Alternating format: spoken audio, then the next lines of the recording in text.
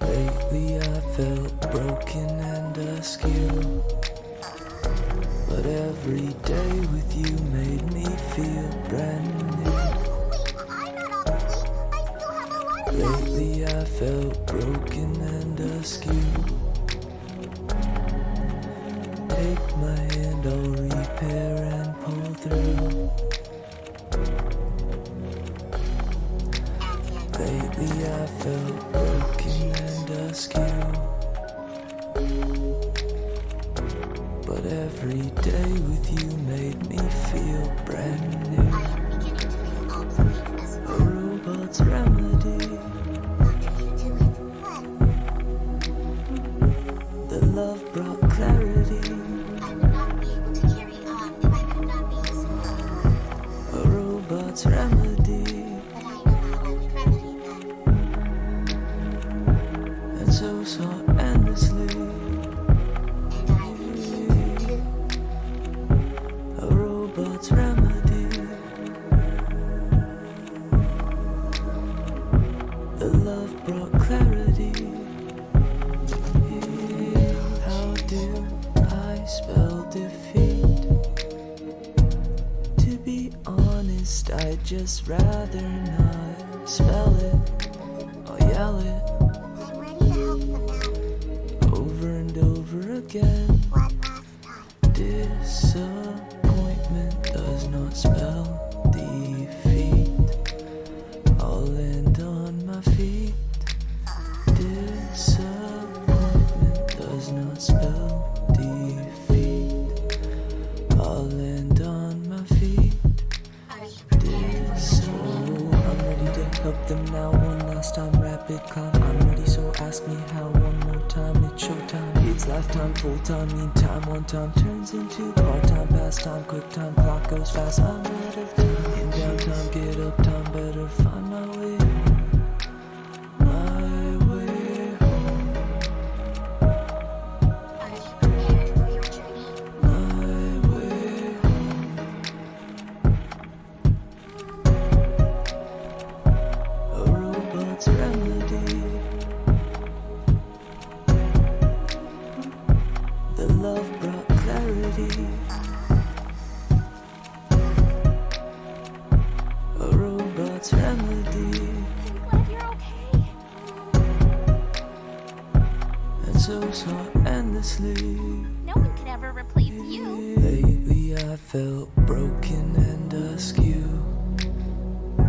but every day with you made me feel brand new. Jeez.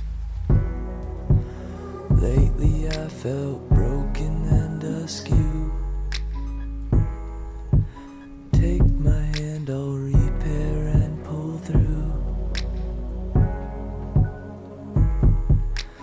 Lately I felt broken and askew,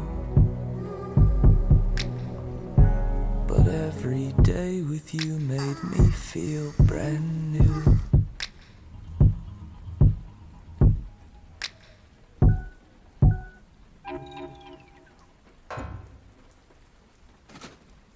Tell them I'm sorry I couldn't fix everything or make their lives better, but every day with them made me feel brand new.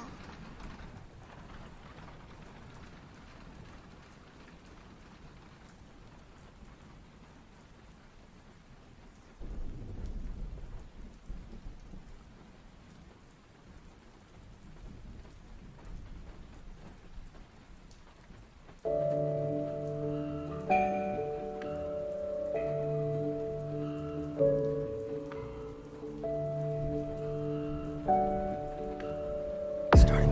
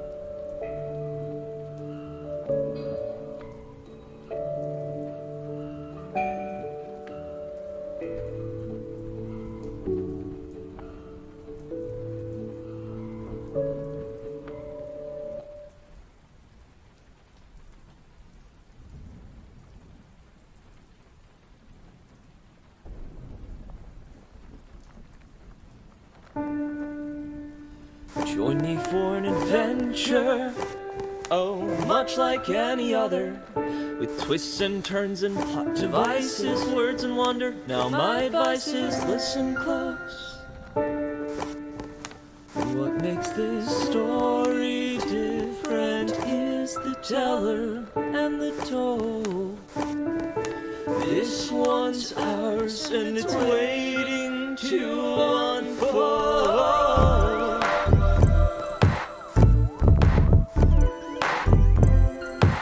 So come be merry with me. Yeah. Oh, come be merry with me.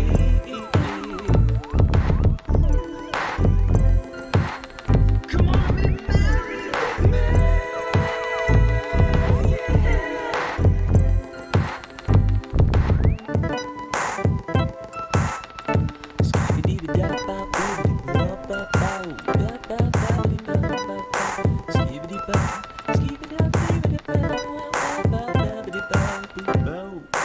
Join me for an adventure, oh, much like any other, with twists and turns and plot devices, words and wonder. Now my advice is listen close. What makes this story different is the teller and the told. This one's ours and it's waiting to unfold.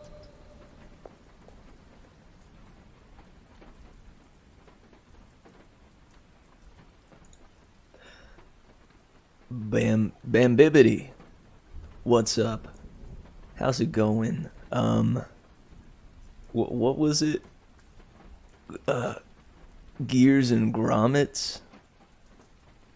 Trying to remember the exclamation from last night.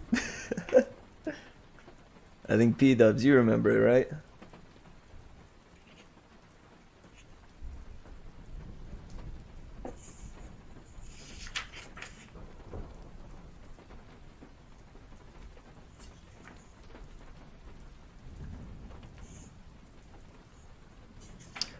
Anywho, what's poppin'? Welcome back to another edition of my personal favorite, Mary Mitch. Groomers and Gears. No, I don't think that was it. I do not think that was exactly it. You got the gears though, for sure. What's up, Ava? How you faring?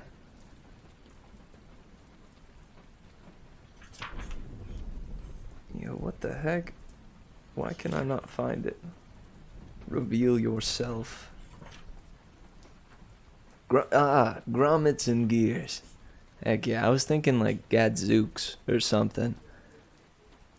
We've got all the cuties here today. You are absolutely right. Oh, and right at the start, warms my merry heart, if I do say so myself. Well, welcome. Hope everybody's been having a dandy day. I myself have been having a good one. I didn't wind up staying up all night. I didn't do an all-nighter. I stayed up very, very late though, and I got up very early. So I'm running on not too many hours of sleep, but surprisingly, I feel okay. You know, I'm prepped and ready for a solid stream.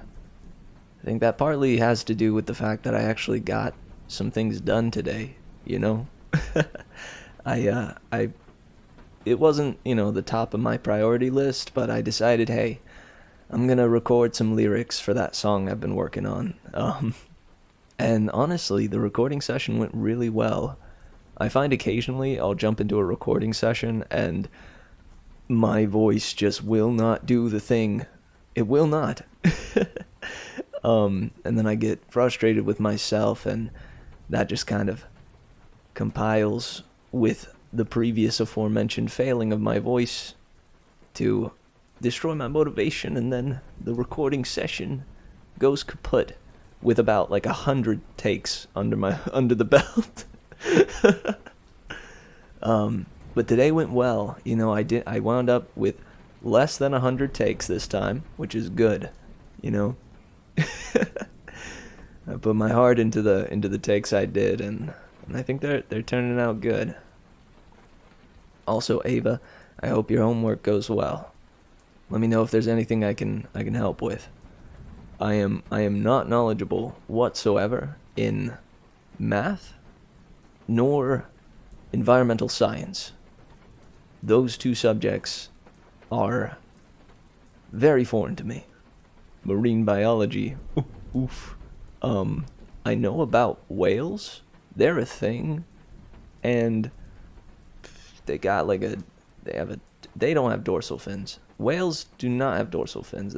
I'm thinking of dolphins. I am thinking of dolphins. I'm a wealth of knowledge for marine biology, Ava. Just let me know. Whales. They're a thing? No, they're a mammal. Heck. Dude, what am I saying? Whales are incredibly wet. It's quite a nice thought, you know? It's just kind of a nice thing to think about how wet things are in the ocean, you know? Hey, there's my boy. How you doing, Lucas? Oh yes, the defecation begins. Welcome to Defecation Station. Yeah, man, I'm sorry it took a little bit longer than I intended to get the stream up and running, but I appreciate you hanging in there. Honestly, it means the world to me that you would extend the length of your stream just so that you could raid me. It means the world. And welcome everybody from Lucas's stream. I am Merry Mitch, the merriest of any Mitches out in the world today, or tomorrow, or the next day. I am a aspiring voice actor. I read books and short stories on stream in an effort to improve my voice acting talent. Yeah, sorry, I didn't mean to be rude with my text. I was just kind of desperate to end, but didn't want to disappoint you. Oh shoot, I actually didn't even see that response text. Whoop. Oh snap, gotcha. I'm sorry about that, man. I appreciate the ones that stuck with you, though. Yeah, next time, sorry, I could use some advance notice. Otherwise, I don't know, all bets are off.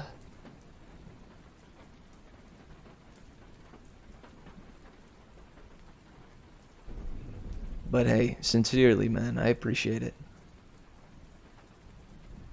So, welcome guys. Today we're going to be reading some bedtime stories.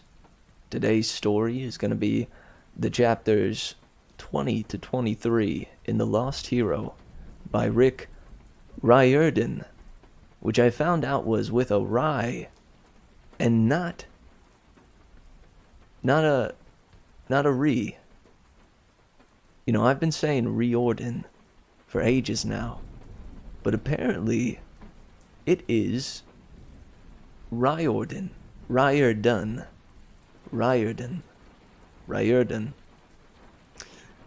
I'll get it one of these days.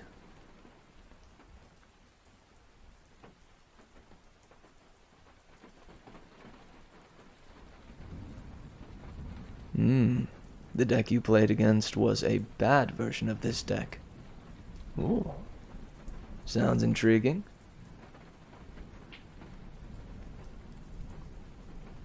So, to get things going, let's go ahead and jump into our recap. Shall we? Last time on The Lost Hero. Pow. We found our friends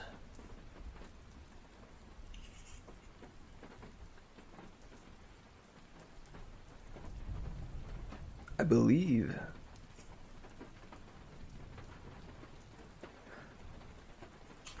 Well, yeah, it ended with Leo waking up to Jason and Piper screaming.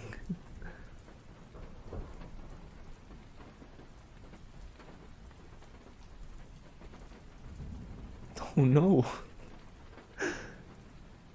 I'm glad you saw I was in a down mood and decided to play Lose All Your Friends Turbo. Warms my heart. I don't. I have a feeling that was sarcastic. That's literally the title of the deck. Is it a mean deck? Like, is it one of those that's gonna lose you some friends? Heck, man. At least it's honest. At least it's honest. Aw, man. But it gets you them wins, baby. I guess. But at what cost? You know? At what cost?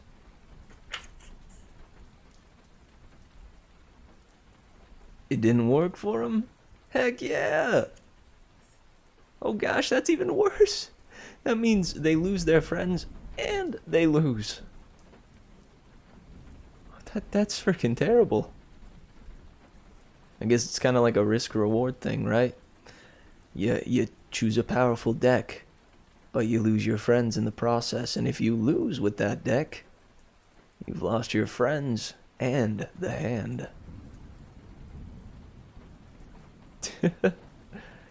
Well, I don't know. I'm kind of glad you won. If people are intentionally playing a deck that is meant to be unfun for the other opponent, or for their opponent, that's uncardsman-like? I was almost going to say unsportsman-like. Is the term uncardsman-like? I do not know. I like that better. Heck yeah. Alright, we'll go with cardsman-like.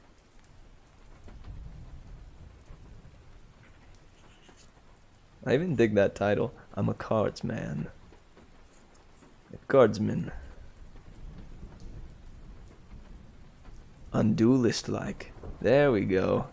Yeah, specifically for Yu-Gi-Oh! It can be unduelist-like. So our friends found themselves, after chasing down the storm spirits, Piper, Leo, and Jason dive into the depths of the sewers under Chicago, where Jason feels and senses the wind and gets an idea of where the storm spirits went. They take a brief rest, with Leo cooking them up some delicious grub, and giving Piper and Jason a chance to talk one-on-one. With Jason very much recognizing that something's up with Piper. There's something that she's not talking about that he knows she needs to.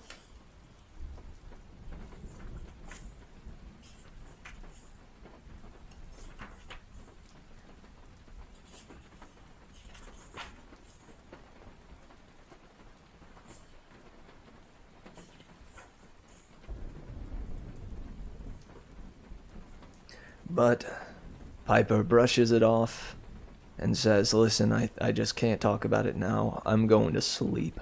See ya." Lays her head on Jason's lap and conks out, leaving Leo and Jason to have a little talk of their own.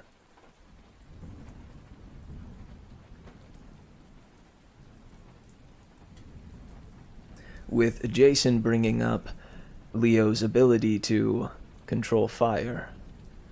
A new revelation to Jason, but something not new to Leo. Jason asks, "Hey, why didn't you tell us about this? This is freaking cool. You're basically a firebender." He's like, "I don't know, man. I didn't want to look like a freak. Jason's like, dude, I can shoot lightning and fly. Piper can control people with just talking to them. I think we're in the same boat.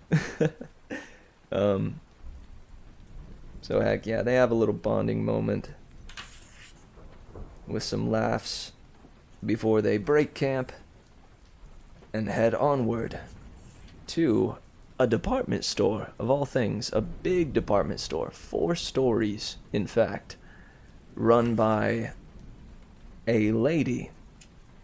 You know, kind of unsure as to who this lady is to start with. All they know is on the elevator to get up to the department store, it has an M emblazoned on it.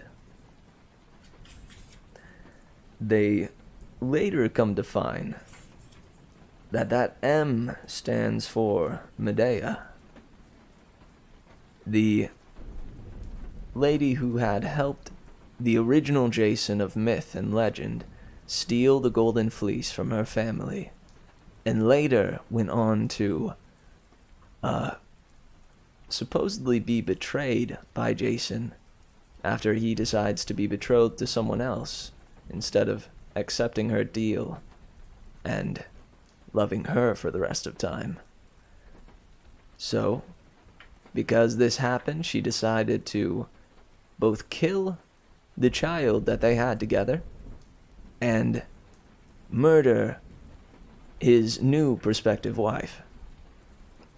Nasty lady, and was apparently brought back by this earth-clad being that is seemingly the main villain of this story.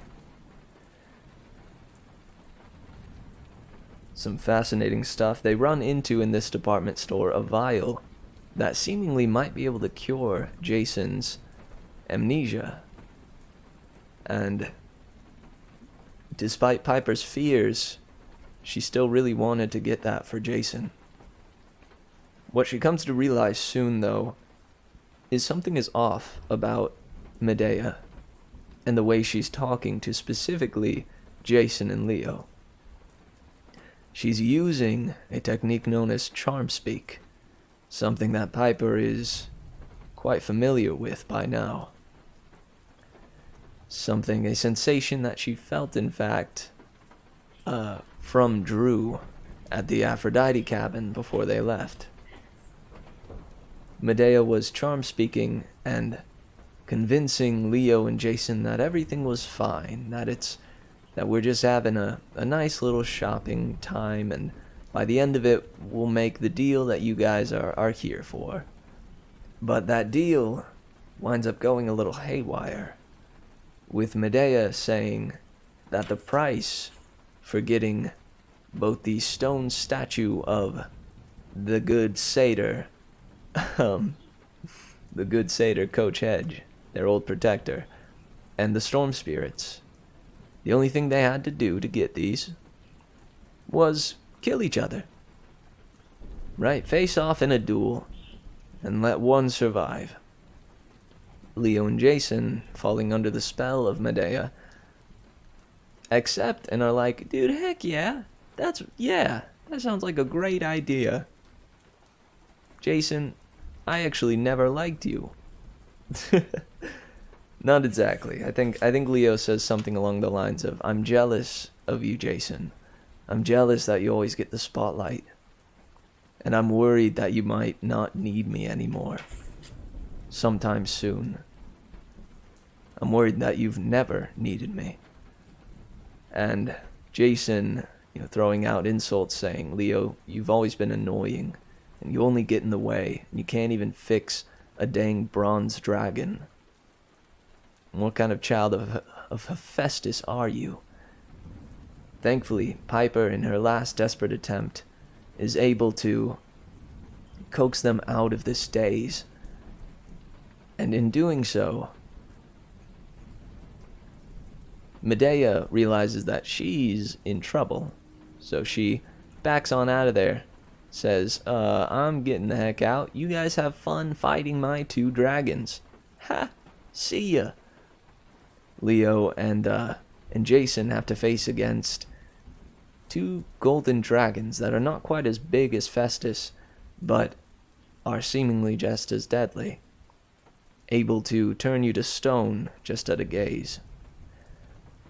So with Leo and Jason facing off against the dragons, Piper chases after Medea, catches up to her, and finds that she made a break for the potion stand at the top floor, because Medea is most famous for her potions. Piper grabbed a shield on the way and did the only thing that she could think to do after Medea started grabbing at the vials. She chucked that dang shield right at Medea's face. Medea stumbles and crashes into the other potions, and a bunch of them just start mixing. And Medea screams out, "Oh, what have you done? What have you done?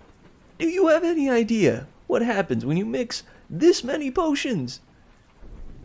And Piper has that clever one-liner where she's like, "Kill you? Will it kill you? That's what I'm hoping." And then from there, Festus finally hears Leo's call from the whistle, dives in, knocks the dragons on their butts, and picks up the cages and the heroes and flies off with them just in time as the department store explodes behind them. They have a brief conversation on the back of the dragon, and eventually Jason says, "Hey Leo, did you get some sleep? I think I know where we're going. I see like this trail in the air that's gonna lead us to Aeolus, I assume." And Leo goes, No, dude, I couldn't." And then he conks out and has a dream about Hephaestus. It seems like odd, though. The dream comes in seemingly at a shoddy signal, and Hephaestus initially sounds like a "Sucker, this card from a really bad radio." And he and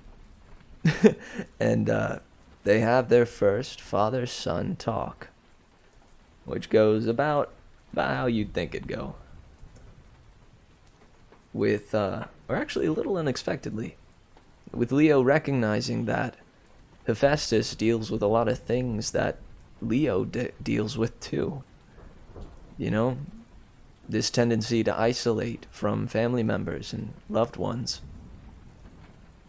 This tendency to, even down to the simplest things of fiddling with equipment and gears and gadgets whenever he feels nervous. It's kind of an endearing moment and a touching time. But Hephaestus reveals a couple of things to Leo,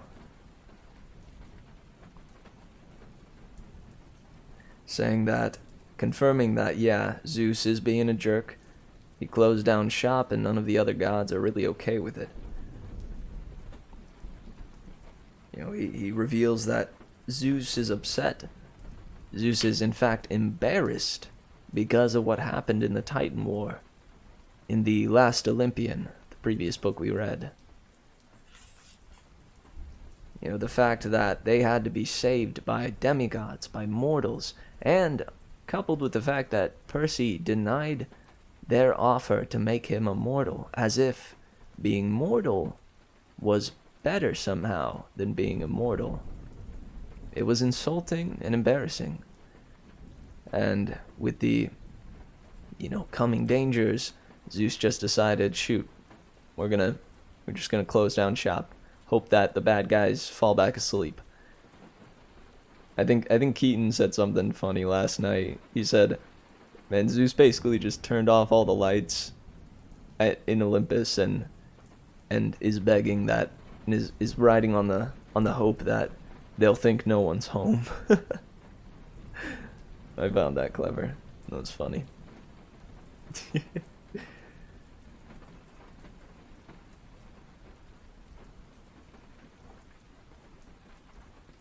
he also reveals, where these giants came from. How initially Gaia and Uranus had the Titans, but after Kronos killed his father Uranus, chopping him to pieces, and then after the Titans had the gods, and the gods did about the same thing to Kronos, Gaia was like, dude, what in the world? I need revenge. She has new children, these ancient Cyclops and these giants of old. And man, that's where they came from. And they nearly destroyed the gods in that first war, or in that initial war with the giants. Because the giants are no laughing matter, and apparently Gaia, their mother, is an insurmountable force.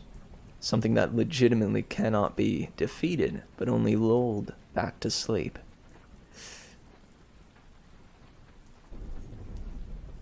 So, some heckin' things were revealed. They had a touching father-son moment, and Leo snaps back awake to the sound of Jason and Piper screaming. Quite a cliffhanger. And that's where we're gonna pick up tonight. Oh, Ava, it is totally embarrassing. But the gods deserve it. Shoot. The gods friggin' deserve it. Those guys are dunderheads. Like, imagine thinking you're so strong and powerful, but your kids wind up needing to save you. Yeah, dude. Oh man. Yeah, even putting it in like a mortal perspective of like a family where the father figure and the mother figure, or the parental figures, my bad, wind up needing their children, like their preteen children or something, to save them.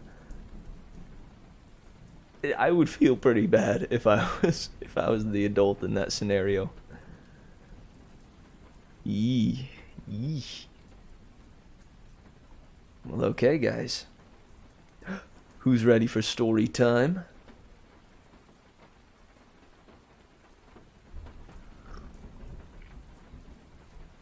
Also, shoot, dude, I don't think I said this, but, Lucas, I'm sorry you were feeling down today. I don't know if you're still, if you're lurking or if you're still around, but, just know that, my line is open, man, and I've been struggling with some stuff too. So, we're in a similar boat, I imagine. But stay strong, man, and, I have faith in you, even if you don't have faith in yourself. Not assuming that you don't. I hope that you do. But if you don't, I have faith in you. Heck yeah.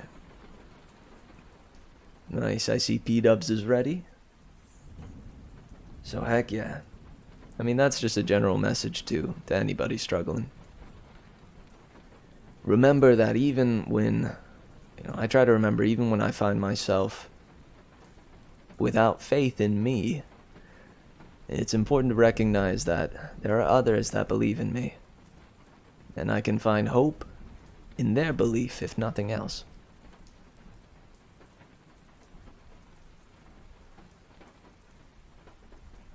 Alright, dudes.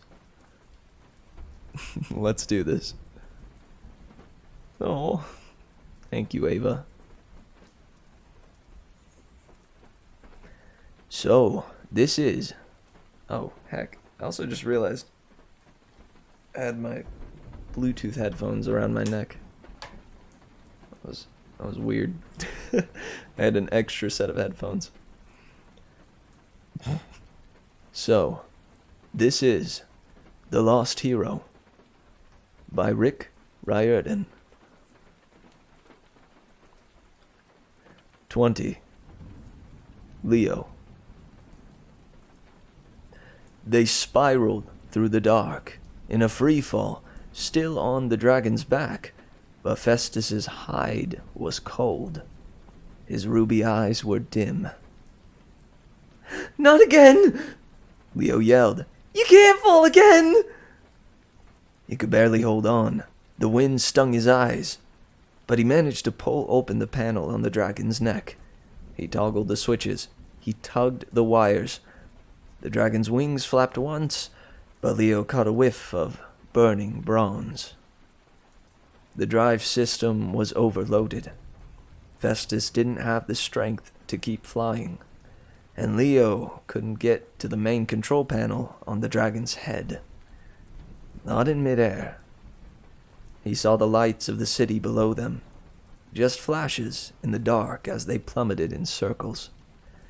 They had only seconds before they crashed. Jason! He screamed. Take Piper and get out of here! What? We need to lighten the load. I might be able to reboot Festus, but he's carrying too much weight. What about you? Piper cried. If you can't reboot him, I'll be fine. Leo yelled. Just follow me to the ground. Go!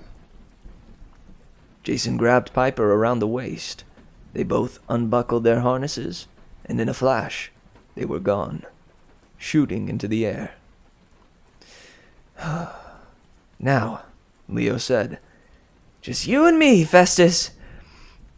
And 2 heavy cages. You could do it, boy.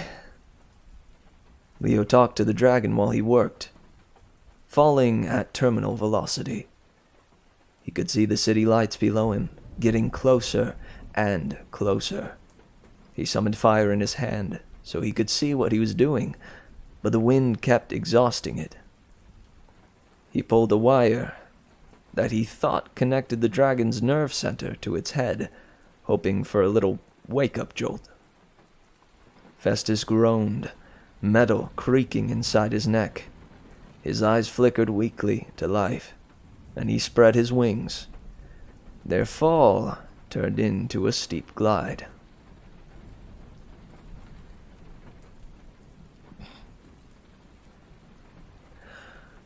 Ooh, good, Leo said. Come on, big boy. Come on. They were still flying in way too hot, and the ground was too close. Leo needed a place to land, and fast. There was a big river. No, not good for a fire-breathing dragon. He'd never get Festus out from the bottom if he sank, especially in freezing temperatures. Then, on the riverbanks, Leo spotted a white mansion with a huge snowy lawn inside a tall brick perimeter fence.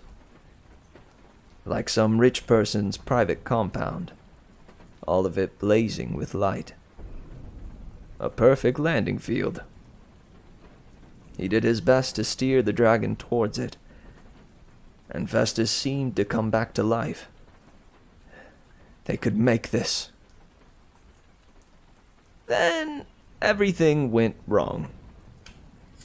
As they approached the lawn, spotlights along the fence fixed on them, blinding Leo. He heard bursts like tracer fire, the sound of metal being cut to shreds, and boom! Leo blacked out.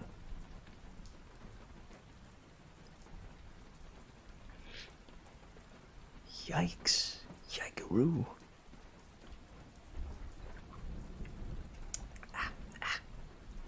Ooh. Too hot. When Leo came to his senses, Jason and Piper were leaning over him. He was lying in the snow, covered in mud and grease. He spit a clump of frozen grass out of his mouth. Yeah. Where? Lie still. Piper had tears in her eyes. You rolled pretty hard when Festus... Where is he? Where is he? Leo sat up, but his head felt like it was floating. They'd landed inside the compound. Something had happened on the way in. Gunfire? Seriously, Leo, Jason said. You could be hurt. You shouldn't. Leo pushed himself to his feet. Then he saw the wreckage. Festus must have dropped the big canary cages as he came over the fence. Oh, then he saw the wreckage. Festus must have dropped the big canary cages as he came over the fence, because they'd rolled in different directions and landed on their sides, perfectly undamaged. Festus hadn't been so lucky. The dragon had disintegrated. His limbs were scattered across the lawn. His tail hung on the fence. The main section of his body had plowed a trench 20 feet wide and 50 feet long across the mansion's yard before breaking apart. What remained of his hide was charred, a smoking pile of scraps. Only his neck and head were somewhat intact, resting across a frozen row of bushes, like a pillow. No! Oh no! Leo sobbed. He ran to the dragon's head and stroked its snout. The dragon's eyes flickered weakly. Oil leaked out of his ear. You can't go, Leo pleaded. You're the best thing I ever fixed.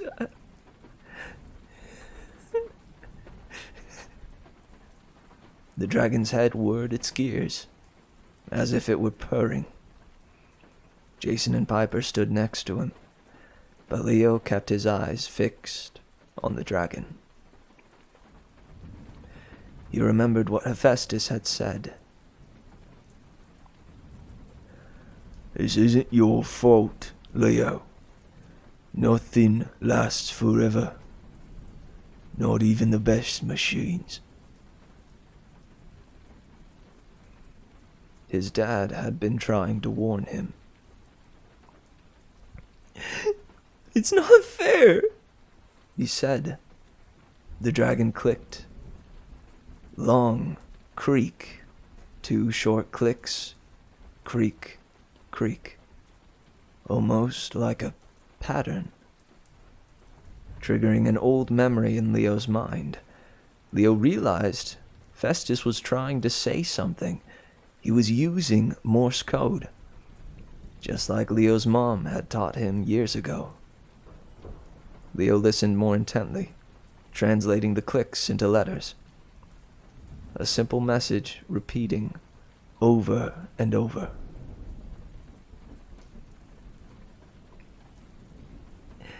Yeah, Leo said. I understand. I will. I promise.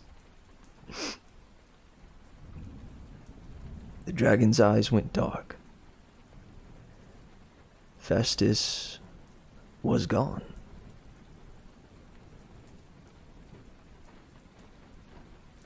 Leo cried. He wasn't even embarrassed. His friends stood on either side, patting his shoulders, saying comforting things, but the buzzing in Leo's ears drowned out their words. Finally, Jason said, I'm so sorry, man. What did you promise Festus? Leo sniffled. He opened the dragon's head panel, just to be sure, but the control disc was cracked and burned beyond repair.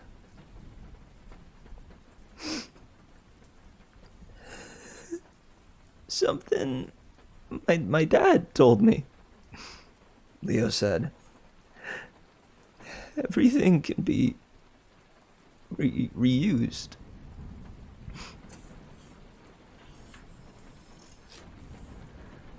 Your dad talked to you? Jason asked. When was this? Leo didn't answer. He worked at the dragon's neck hinges until the head was detached. It weighed about 100 pounds, but Leo managed to hold it in his arms. He looked up at the starry sky and said,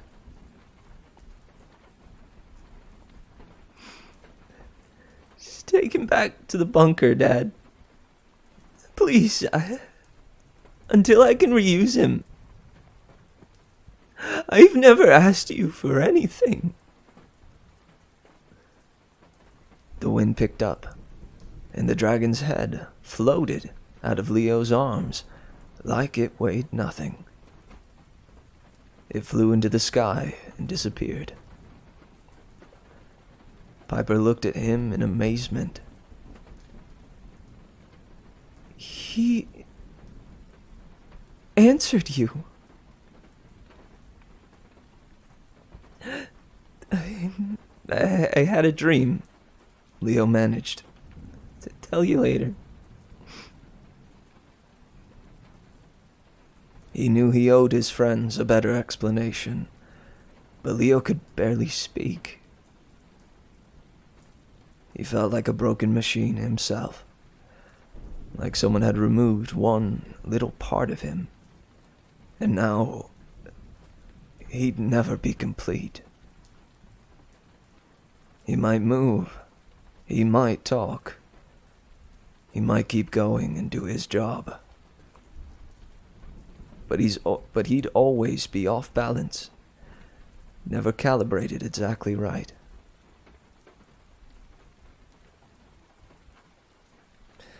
Still, he couldn't afford to break down completely. Otherwise, Festus had died for nothing. He had to finish this quest for his friends, for his mom, for his dragon. He looked around. The large white mansion glowed in the center of the grounds. Tall, brick walls with lights and security cameras surrounded the perimeter. But now, Leo could see, or rather sense, just how well those walls were defended.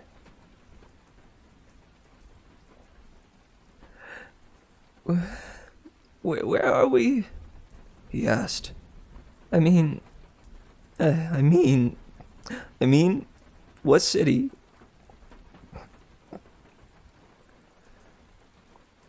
Omaha, Nebraska, Piper said. I saw a billboard as we flew in. But I don't know what this mansion is. We came in right behind you. But as you were landing, Leo, I swear it looked like... I don't know. Lasers, Leo said. He picked up a piece of dragon wreckage and threw it toward the top of the fence. Immediately, a turret popped up from the brick wall, and a beam of pure heat incinerated the bronze plating to ash. Jason whistled.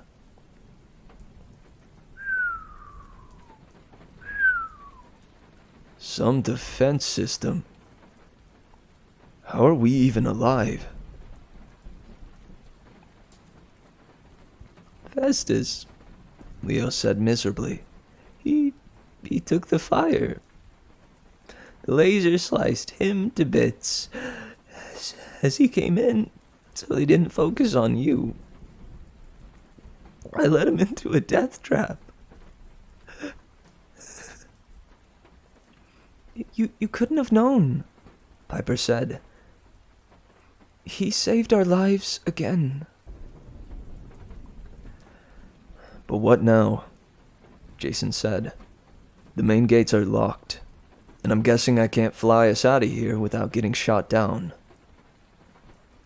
Leo looked up the walkway at the big white mansion. Since we can't Go out. We'll have to go in.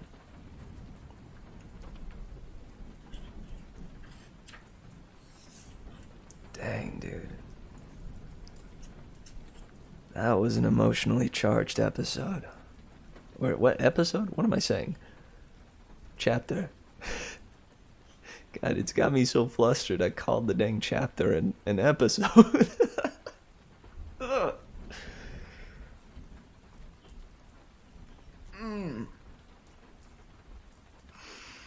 Yup.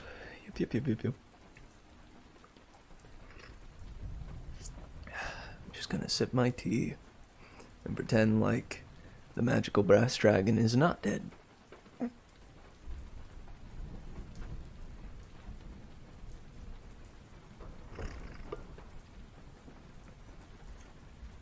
God, that line.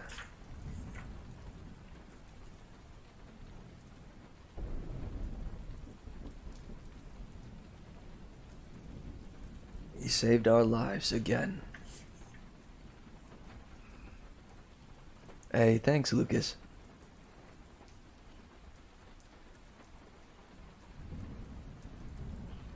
Heck yeah, man. And that's all I tend to look for. Or that's all I tend to hope for. There's a few folks that can enjoy the content. Can enjoy the read. This was a heck of a chapter too. I don't know, they're not all like this, guys. They're not all this good. However, I don't know, most are pretty darn good. Not all of them are this sad. Also, Lucas, yeah, man, thank you so much, and I hope you have a good time at your girlfriend's. Give her a grommets and gears for me. You know, whenever you see her, just I need you to exclaim, "Grommets and gears!" Or find a way to fit it in the conversation. That's all. Listen, that's all I ask. No, I'm just kidding. Have a good time, man. And thank you again.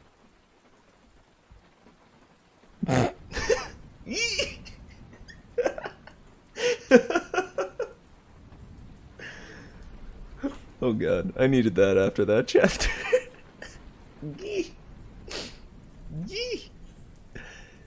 Lucas, you are a legend, my man.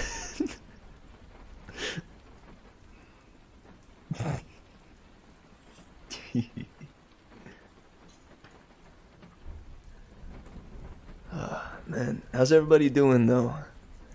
How are we feeling? I know, Ava, you said you wouldn't cry, but I don't blame you if you did.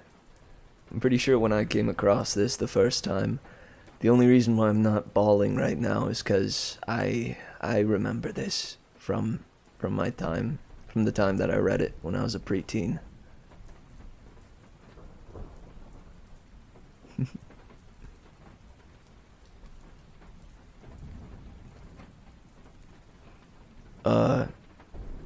Small break time, yeah.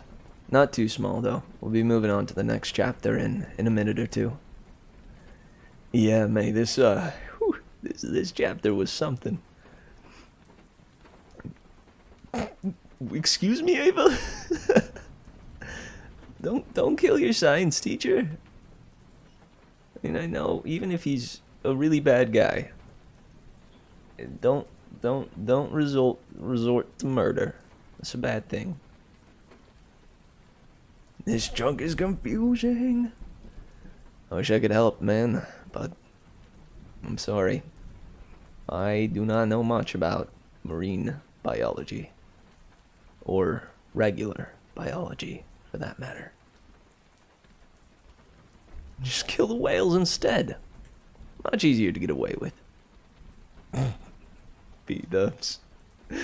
It may be illegal, but hey, easier to get away with. Message of the night, guys. Kill your local whales.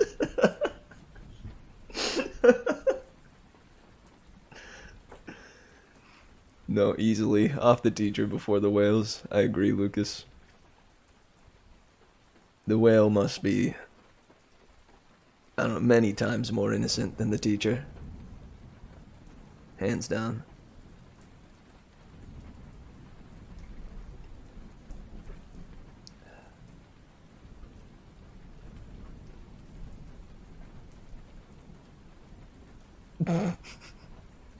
B-dubs.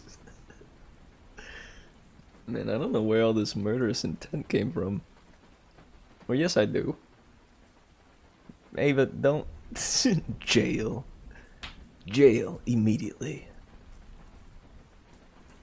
You're going to the slammer, P-dubs.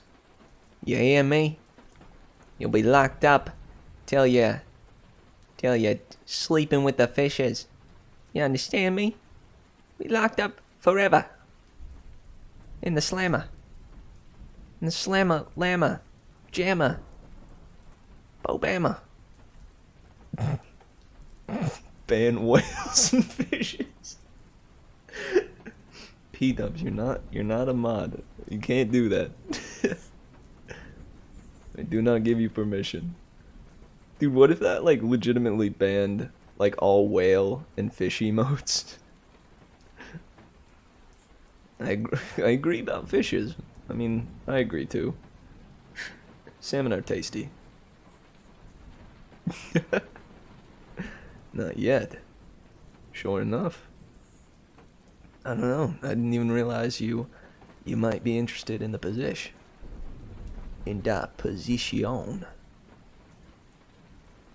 Yeah, I know after all, Lucas certainly can't be here each night. And I know Keaton can't either with his schedule. And I do not know whatever happened to dear Chimperer, my dear Coleman boy. But alas. But for real, if you're genuinely interested, hit me up in the DMs on Discord. We'll talk shop. We'll talk shop. Alrighty guys, so this is The Lost Hero by Rick Riordan.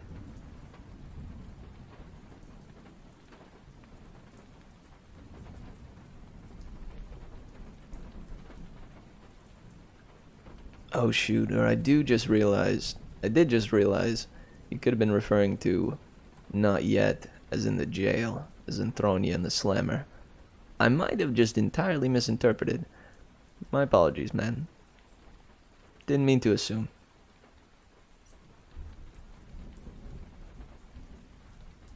Alright guys, let's jump into this next chapter. Get comfy and get cozy. Aha! I was right. Nice.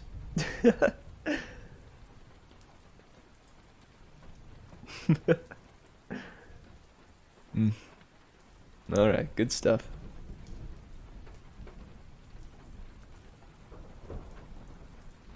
Oh shoot, I don't have my music in the socials, do I? I do. Oh, but it thinks it's in the... Oh, I need to fix that. Shoot. Sorry, I just realized it thinks that, the title, Merry Music, it thinks that's a part of the link for the Twitter. Don't click the Twitter link, guys. Oof.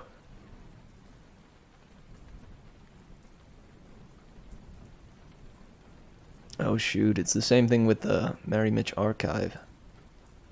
With the archive. Okay. That's good. I'm glad I noticed that. I'll fix that tonight. Alright. Settle in. Let's do this. 21. Jason. Jason would have died 5 times on the way to the front door if not for Leo.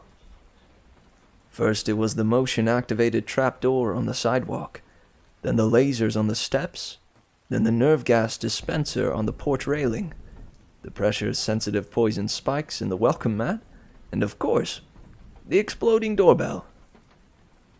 Leo deactivated all of them. It was like he could smell the traps, and he picked just the right tool out of his belt to disable them. Hey, thanks, May. You're amazing, man, Jason said. Leo scowled as he examined the front door lock. Yeah, amazing, he said. Can't fix a dragon, right? But I'm amazing. Hey, that wasn't your... Front door's already unlocked, Leo announced. Front door's already unlocked. Piper stared at the door in disbelief. It is? All those traps? And the door's unlocked? Unlocked? Leo turned the knob. The door swung open easily. He stepped inside without hesitation. Before Jason could follow, Piper caught his arm. He's going to need some time to get over Festus. Don't take it personally. Yeah, Jason said. Yeah, okay. But he still felt terrible. He felt terrible. Back in Medea's store, he'd said some pretty harsh stuff to Leo. Stuff a friend shouldn't say. Not to mention the fact he'd almost skewered Leo with a sword. If it hadn't have been for Piper, they'd both be dead. And Piper hadn't gotten out of the encounter easily either. Piper, he said, I know I was in a daze back in Chicago, but that stuff about your dad... If he's in trouble, I want to help. I don't care if it's a trap or not. Her eyes were always different colors, but now they looked shattered, as if she'd seen something she couldn't cope with. Jason, you don't know what you're saying. Please, don't make me feel worse. Come on, we should stick together. She ducked inside. Together, Jason said to himself. Yeah, we're doing great with that.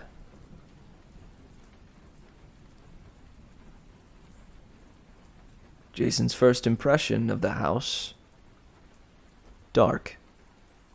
From the echo of his footsteps, he could tell the entry hall was enormous, even bigger than Boreas's penthouse. But the only illumination came from the yard lights outside. A faint glow peeked through the breaks in the thick velvet curtain. The windows rose about 10 feet tall. Spaced between them, along the walls, were life-size metal statues. As Jason's eyes adjusted, he saw sofas arranged in a U in the middle of the room, with a central coffee table and one large chair at the far end. A massive chandelier glinted overhead. Along the back wall stood a row of closed doors.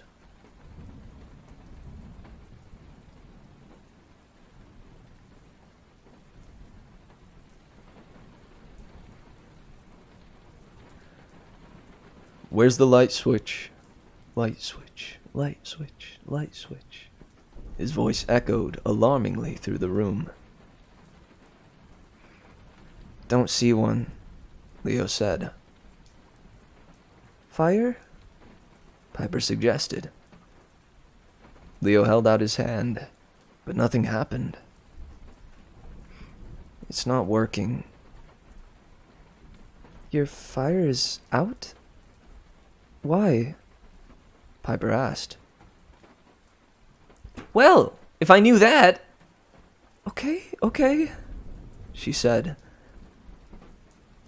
What do we do? Explore? Leo shook his head. After all those traps outside?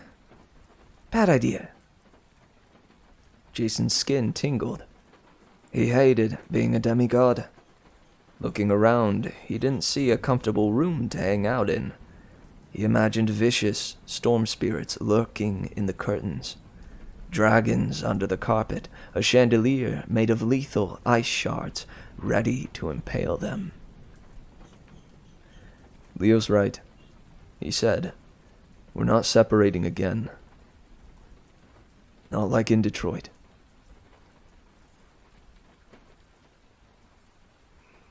Oh, thank you for reminding me of the Cyclops.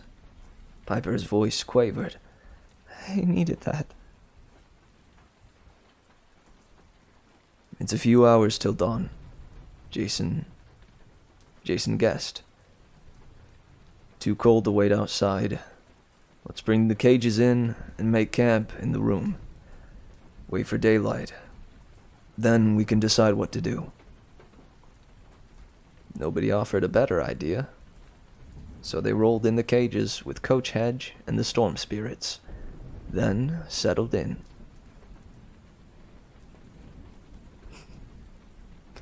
Thankfully, Leo didn't find any poison throw pillows or electric whoopee cushions on the sofa. Leo didn't seem in the mood to make more tacos.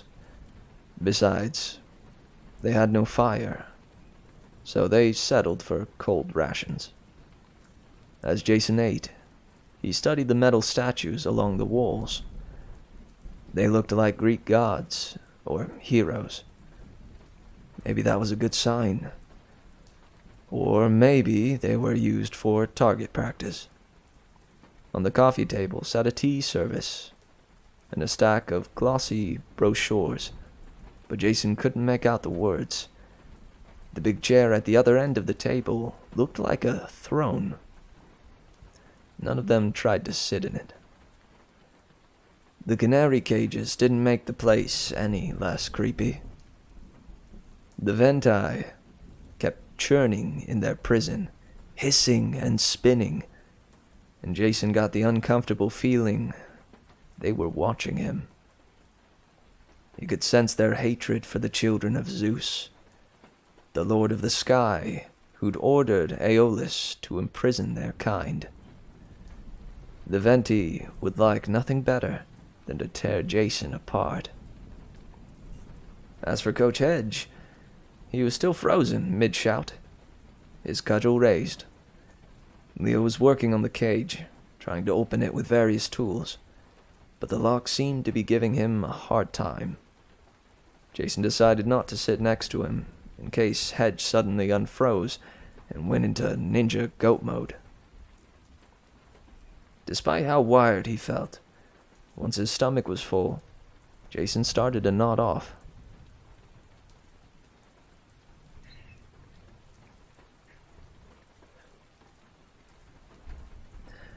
The couches were a little too comfortable. A lot better than a dragon's back.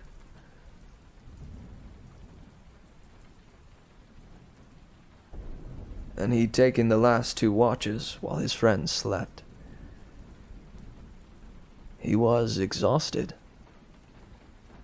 Piper had already curled up on the other sofa. Jason wondered if she was really asleep, or dodging a conversation with Jason about her dad.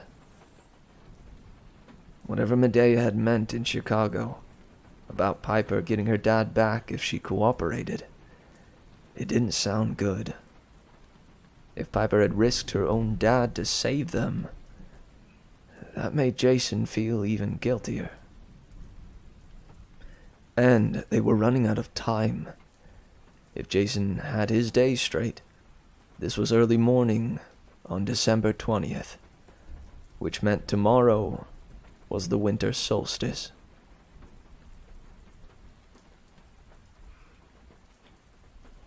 Get some sleep, Leo said, still working on the locked cage. It's your turn. Jason took a deep breath. Leo, I'm sorry about the stuff I said in Chicago. That wasn't me. You're not annoying, and you do take stuff seriously, especially your work. I wish I could do half the things you can do. Leo lowered his screwdriver. He looked at the ceiling and shook his head like, what am I gonna do with this guy?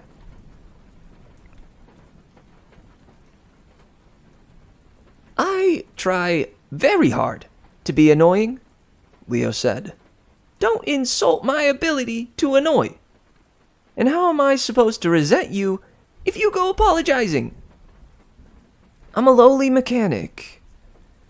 You're like the Prince of the Sky, son of the Lord of the Universe. I'm supposed to resent you. Lord of the Universe? Sure, you're all BAM! Lightning Man! And watch me fly. I'm the eagle that soars. Shut up, Valdez. Leo managed a little smile. Yeah, see? I do annoy you. I apologize for apologizing. Thank you. He went back to work, but the tension had eased between them. Leo still looked sad and exhausted, just not quite so angry. Go to sleep, Jason, he ordered. It's gonna take a few hours to get this goat man free. Then I still got to figure out how to make the winds a smaller holding cell. 'Cause I am not lugging that canary cage to California. You did fix Festus, you know, Jason said. You gave him a purpose again. I think this quest was the high point of his life. Jason was afraid he'd blown it and made Leo mad again. But Leo just sighed.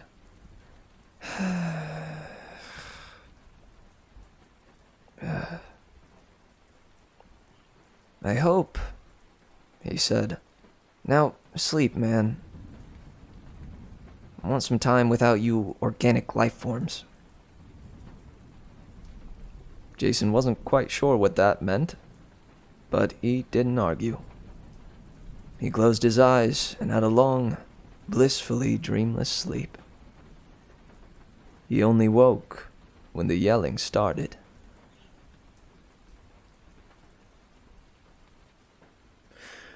Ah! Jason leapt to his feet. He wasn't sure what was more jarring, the full sunlight that now bathed the room, or the screaming satyr. Coach is awake, Leo said, which was kind of unnecessary. Gleason Hedge was capering around on his furry hindquarters, swinging his club and yelling, Die! Die! as he smashed the tea set, whacking the sofas, and charging at the throne. Coach! Jason yelled. Hedge turned, breathing hard. His eyes were so wild, Jason was afraid he might attack. The satyr was still wearing his orange polo shirt and his coach's whistle, but his horns were clearly visible above his curly hair, and his beefy hindquarters were definitely all goat. Could you call a goat beefy? Jason put the thought aside. You're the new kid, Hedge said, lowering his club. Jason! He looked at Leo, then Piper, who'd apparently also just woken up. Her hair looked like it had become a nest for a friendly hamster. Valdez, McLean, the coach said. What's going on? We were at the Grand Canyon. The Animoi, the Welli, were attacking and... He zeroed in on the Storm Spirit cage, and his eyes went back to DEFCON 1. Die!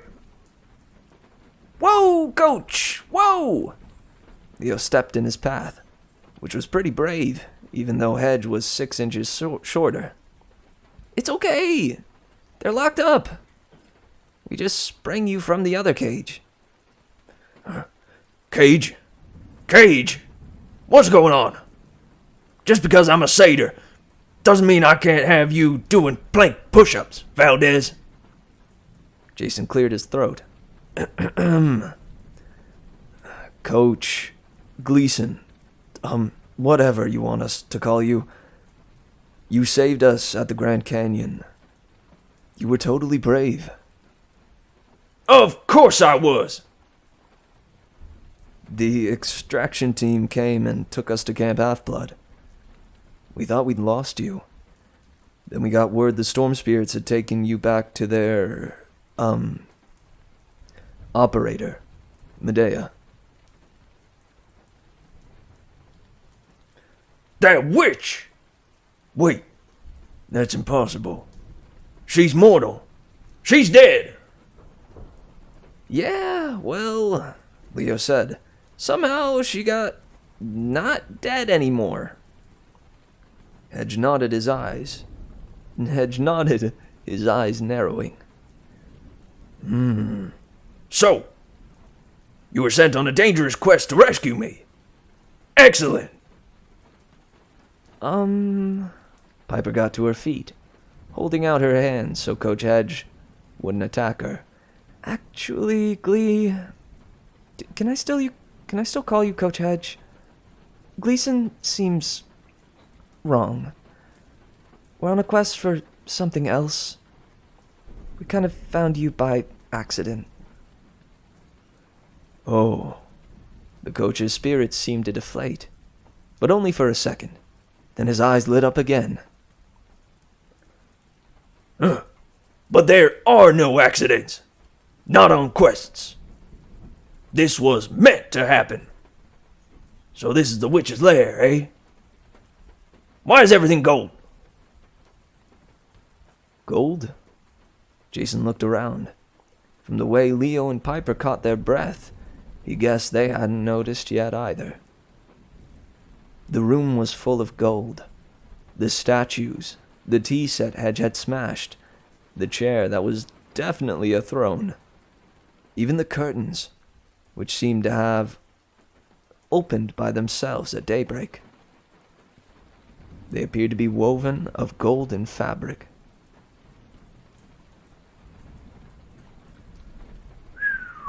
Nice! Nice! Leo said. No wonder they got so much security. This isn't... Piper stammered. This isn't Medea's place, Coach.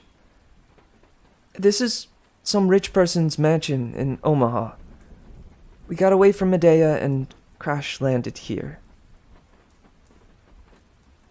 I agree, P-dubs. It's destiny, Cupcakes. Hedge insisted. I'm meant to protect you. What's the quest?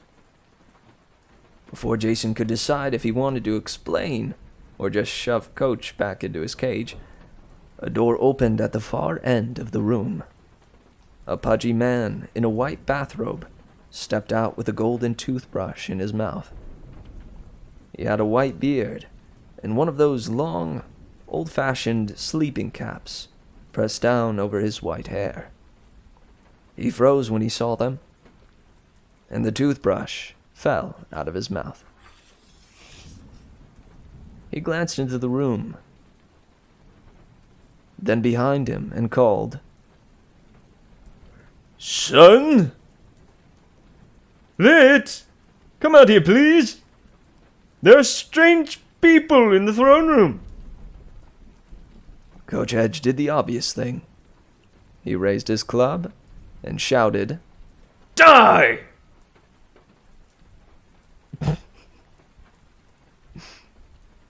Oh man. I feel a little bad. With Coach Edge coming back into the picture, these chapters are gonna get a lot louder. So much for relaxing bedtime stories. Thanks, Coach. Thanks, Gleason. Much obliged.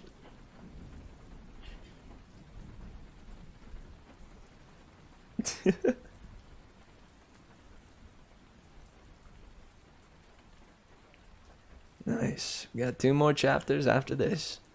But it's time for a little break. Dude, who's the new guy? I'm also, as much as I'm a little worried about how loud Gleason can get, I'm still super pleased to have him back. I love that satyr.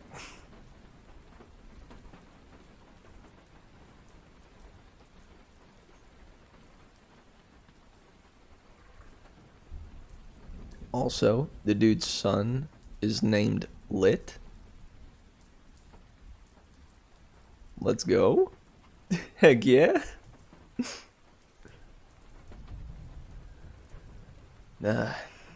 Well.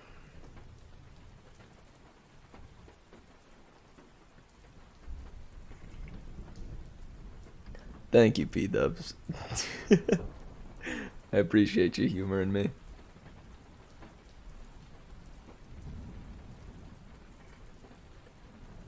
I mean, come on. It is lit. Hey, real quick question. This is completely off topic. Has anybody seen The Legend of Korra all the way through? Has anybody seen that show from beginning to end? I'm not going to spoil anything, but if you have, can you tell me if it gets better after season 2? Because I'm in the midst of season 2 and I'm not sure about the direction it's going.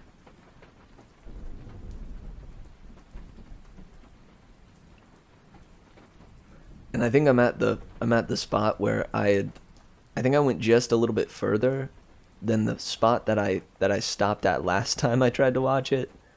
But again, and the last time was when it was actually coming out, like when the series was airing on Nickelodeon. On Nickelodeon. Is it as good as the first season, or is it just slightly better?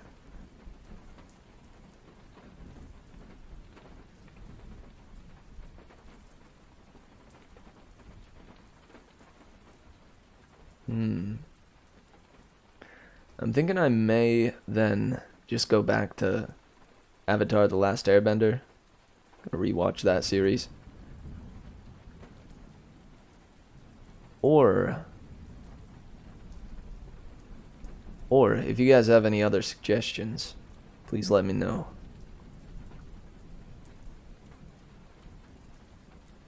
OMG, Atla is the cutest? Atla? Who is Atla? Is that a character in Korra? Oh heck, gosh, sorry. Avatar: The Last Airbender. Sorry, I this is the first time I've heard it. I've heard it yeah, reduced to Atla. My bad. Makes sense though. It is the cutest, man. It's a darling series. I haven't watched it through in a while. I'm thinking of either rewatching something along those lines, like maybe Atla or Full Metal Alchemist Brotherhood. I rewatch that series every now and then. But I don't know. I feel like there might be some other series that would be worth giving a gander that I haven't checked out. But I do not know. I do not know. You know? Alright, well, I'll leave you guys to think on that. If you have any suggestions, let me know. looking back, Korra doesn't seem as bad after the fact. I don't think it's bad in any shape or form. It's a solid show. It was just, I don't know. I don't want to spoil anything, but there was something specific that kind of, I don't know. There's something about the second season that rubs me the wrong way. And again, like, it's not even that the second season is bad, right? It's just not my thing. Because the animation is fantastic. It looks beautiful. It's gorgeous. The storytelling is incredible, especially that scene where it reveals the story of the first Avatar. What was his name? Wan. The first Avatar, Wan. The animation in that one was astounding. I'm really glad I was able to catch that one. But I don't know.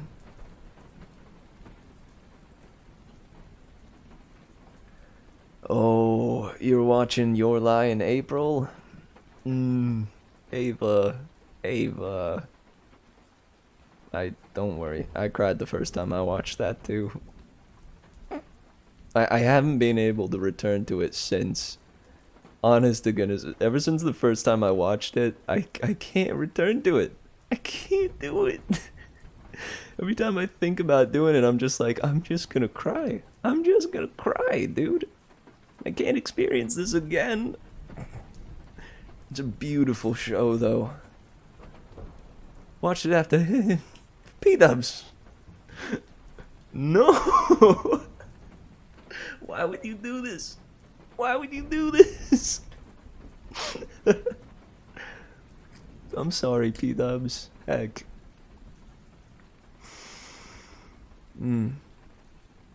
It's such a beautiful show. I don't know. I don't know if I'm. That's another one I want to rewatch, but I don't know if I'm ready for a tearjerker series again.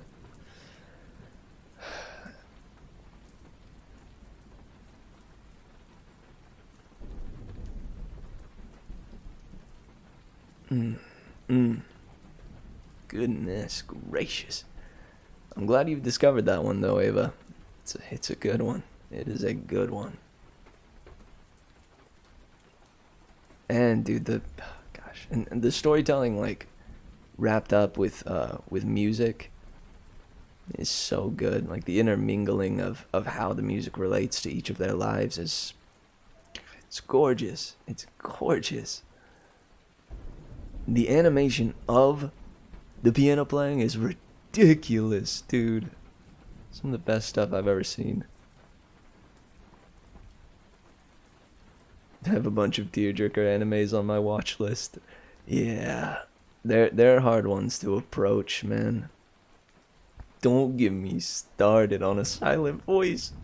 Don't get me started. That's my favorite movie. That is my favorite movie.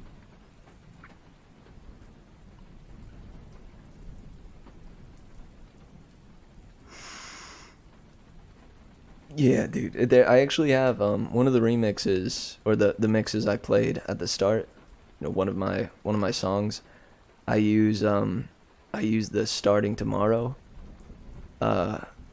monologue from the main character, or one of the main characters.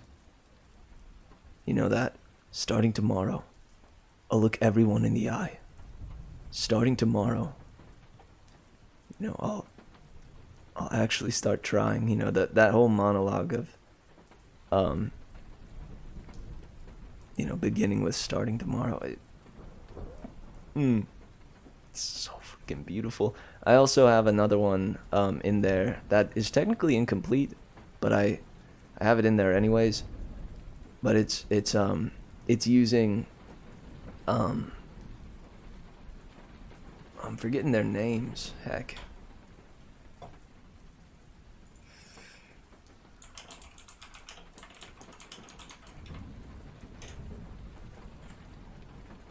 Shoya and Shoko.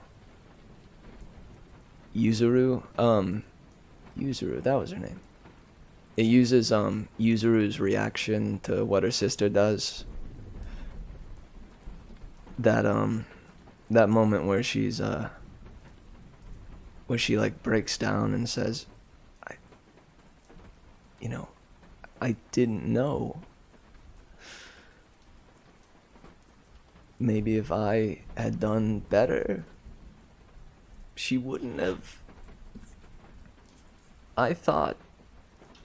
Yeah, and she's like saying all this in between sobs, and it's so freaking beautiful, dude. Talking about sad animes, yeah. So good. So good.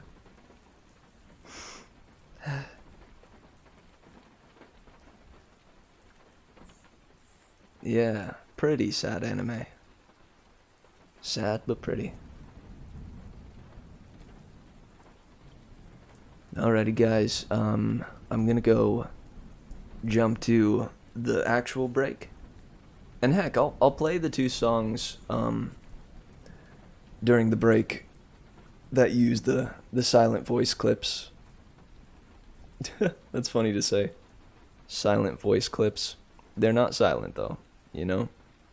They're voice clips that are audible from a silent voice.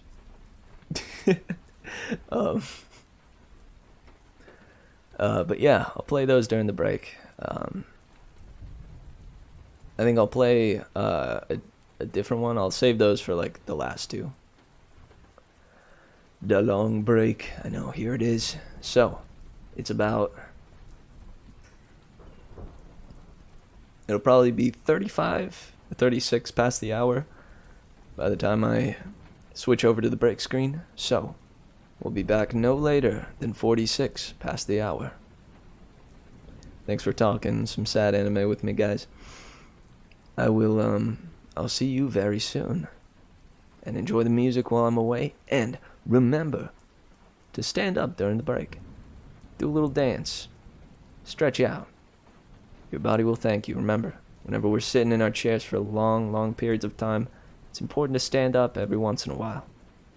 Go get yourself some water. Walk outside. Take a deep breath or something. And we'll be back before you know it. With Chapter 22. Alright, much love guys, and I will see you very soon. Bazow! Bazow! Wow, wow, wow!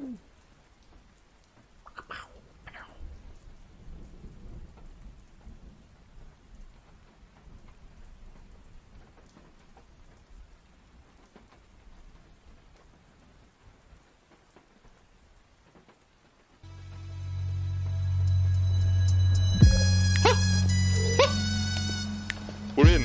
We're live. So, Submerge the device in liquid, even partially. Most this should be fun.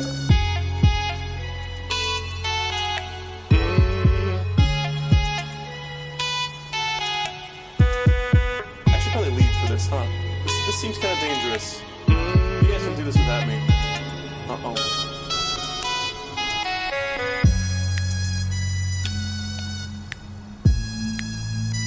Oh.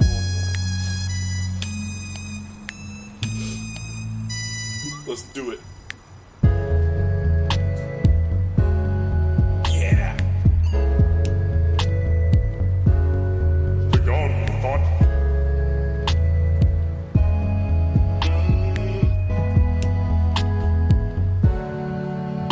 Hello. Is there grapefruit in real life? Yeah, it's me.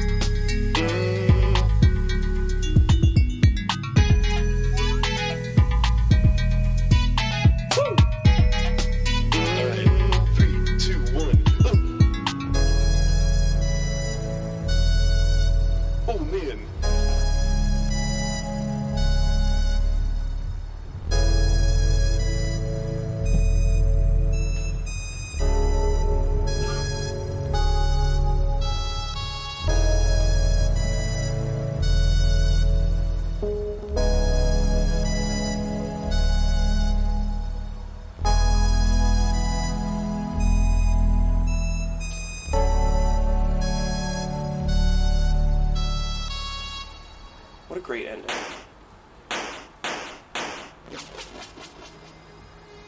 Alright, we're not done though.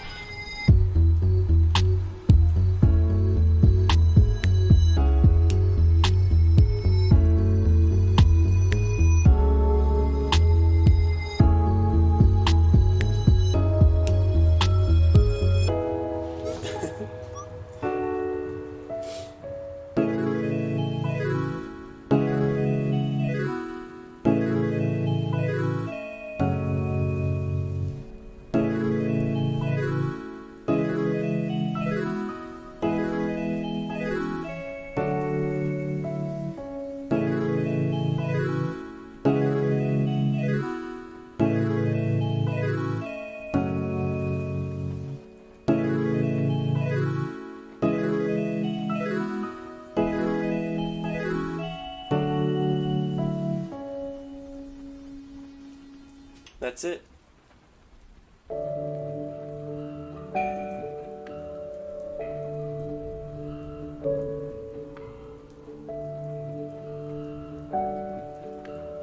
Starting tomorrow, I'll look everyone in the eye.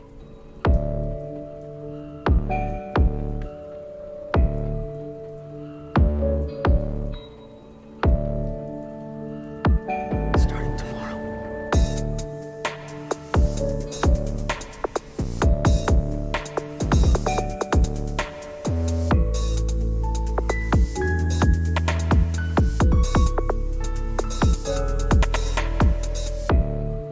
Until we accept reality, we can't make any progress. Starting tomorrow.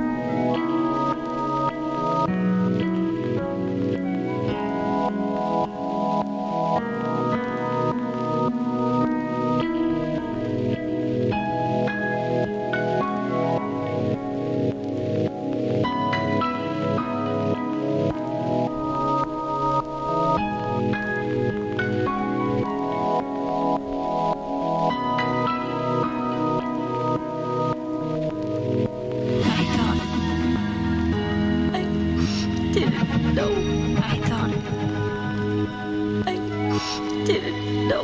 I thought. I didn't know. I thought. I didn't know. I thought. If she wouldn't have. I thought. If she wouldn't have. I didn't know. I thought. I didn't know. I thought. I didn't know. I thought. I didn't know. I thought. I didn't know. I thought.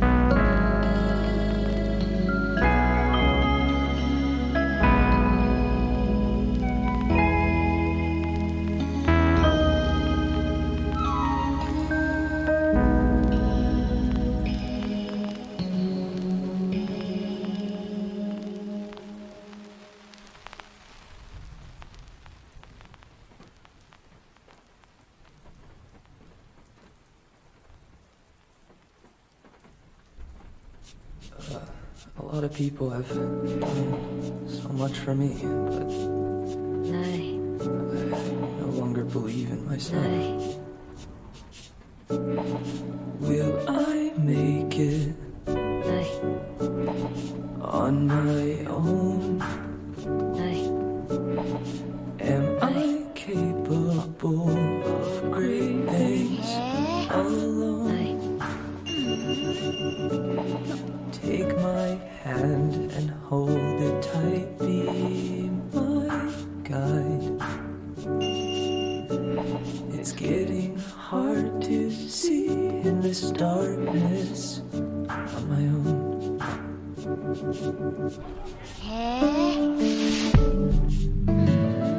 Take my hand,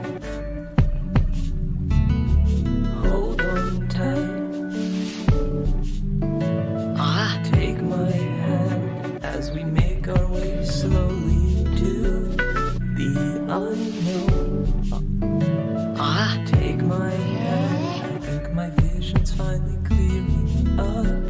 So hold on tight, Nej,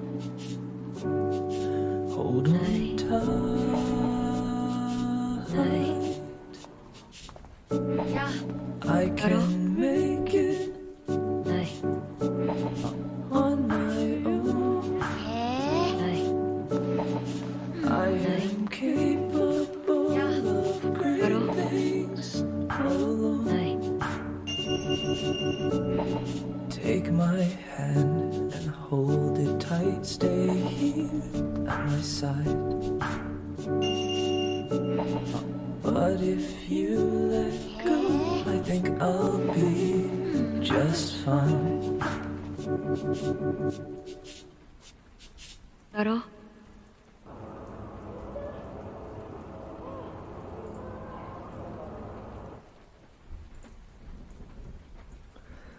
All right, welcome back. How you guys doing? What's pippity poppin' in your world? You know, I had a good break. It was a good time. I went out my door. I hit the restroom fiercely and ferociously, unmercifully. And then I came back. I did some stretches and, you know, sat back down, enjoyed some of the louder music with you guys. I am here in front of you at this very moment. And I couldn't be happier to be here, guys. Heck. Did you guys stretch during the break? Did you stretch? You're not required to, but I hope you took my advice, you know? Because I don't just throw that advice out there for no reason.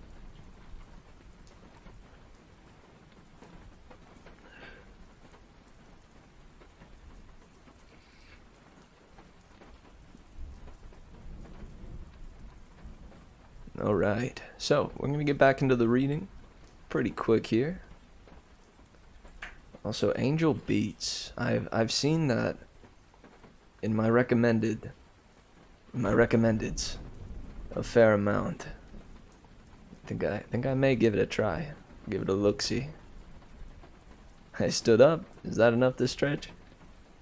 It can be, certainly. I recommend at least like walking around a bit. You know, I do like a couple of minor stretches, and then I do a handstand. And when I come down from the handstand, I shake things out, you know.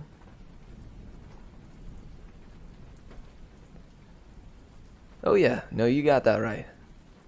Stood is correct. Past tense, baby. Past tense.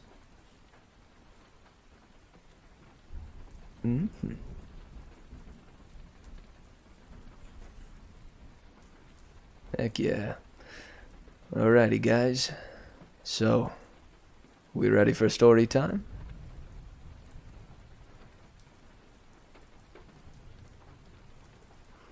settle in. Take a seat, get comfy, and get cozy. And get ready for some more bedtime story.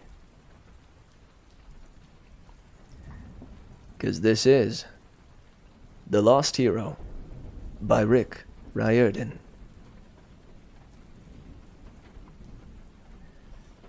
'22. Jason.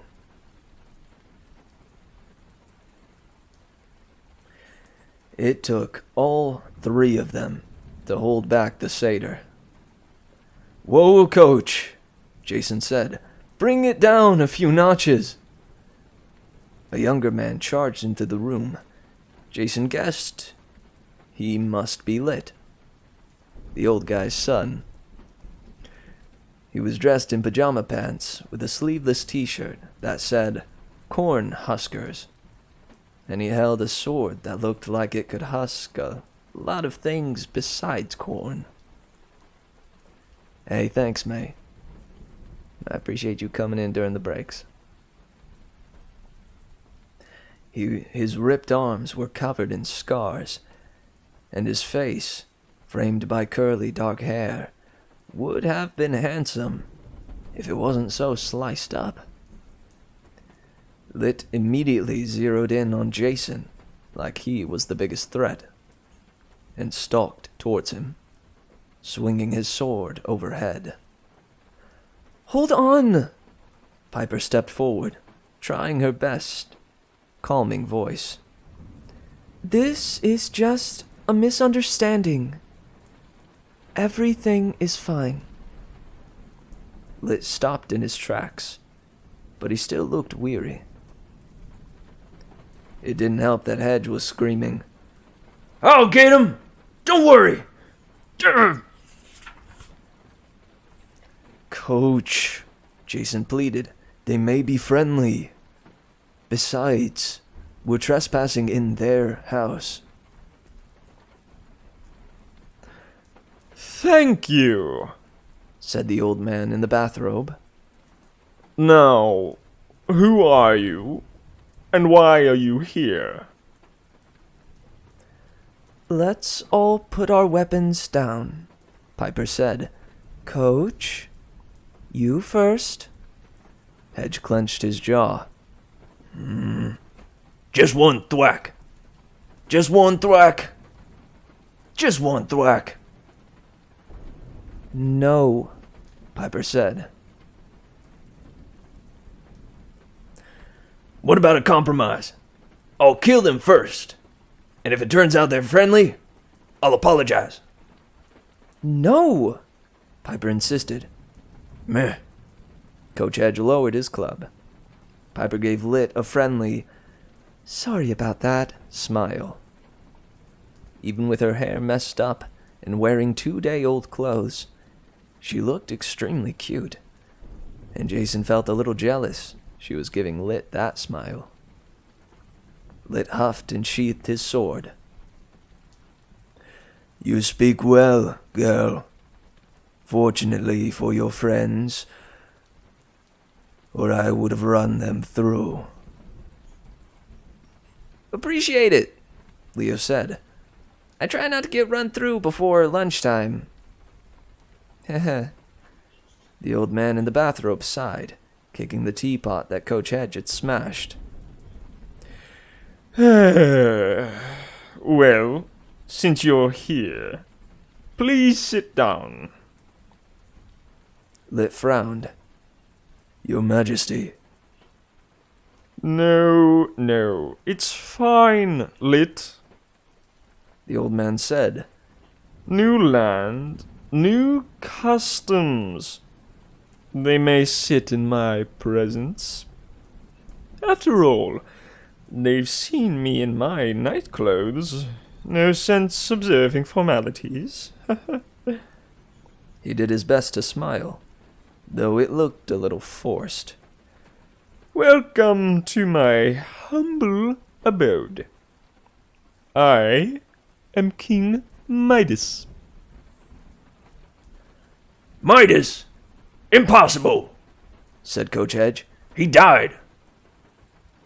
They were sitting on the sofa now, while the king reclined on his throne.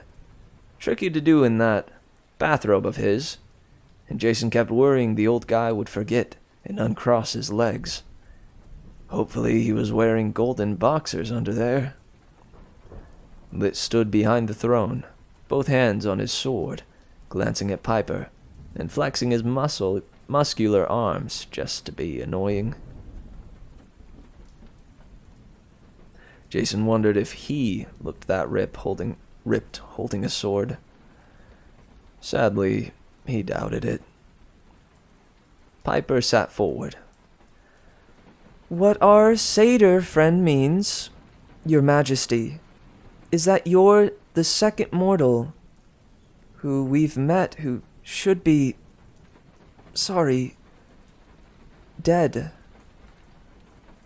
King Midas lived thousands of years ago."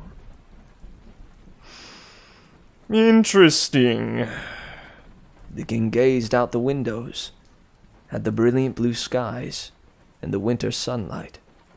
In the distance, downtown Omaha looked like a cluster of children's blocks, way too clean and small for a regular city. You know, The king said. I think I was a bit dead for a while. It's strange. Seems like a dream, doesn't it, Lit? A very long dream, your majesty. And yet, now we're here. I'm enjoying myself very much. I like being alive better. But how? Piper asked. You didn't happen to have a patron? Midas hesitated, but there was a sly twinkle in his eyes. Does it matter, my dear? We could kill them again. Hedge suggested. Coach not helping, Jason said. Why don't you go outside and stand guard? Leo coughed. Is that safe? They've got some serious security. Oh, yes, The king said. sorry about that. But it's lovely stuff, isn't it? Amazing what gold can still buy. Such excellent toys you have in this country. He fished a remote control out of his bathrobe pocket and pressed a few buttons. A passcode, Jason guessed. There. Midas said. Safe to go out now. Coach Hedge grunted. Fine. But if you need me, He winked at Jason meaningfully. Then he pointed at himself, pointed 2 fingers at their host, and sliced a finger across his throat. Very subtle sign language. Yeah, thanks, Jason said. After the satyr left, Piper tried another diplomatic smile. So, you don't know how you got here?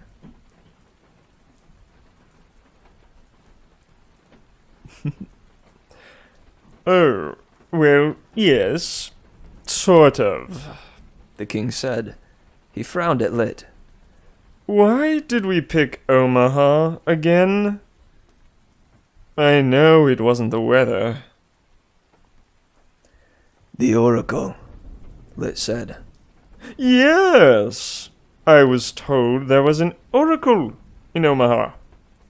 The king suggested. The king shrugged. Apparently, I was mistaken.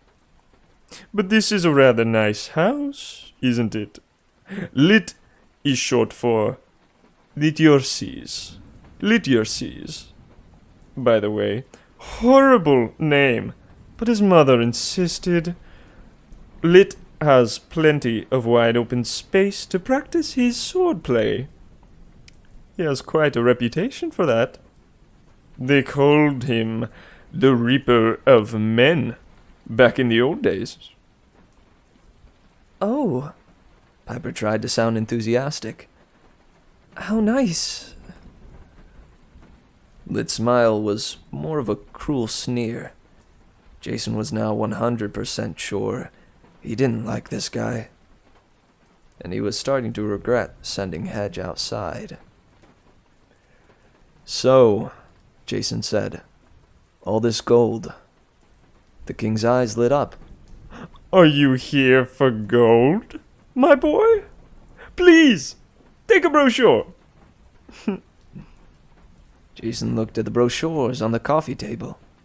The titles said gold, invest for eternity. You sell gold?"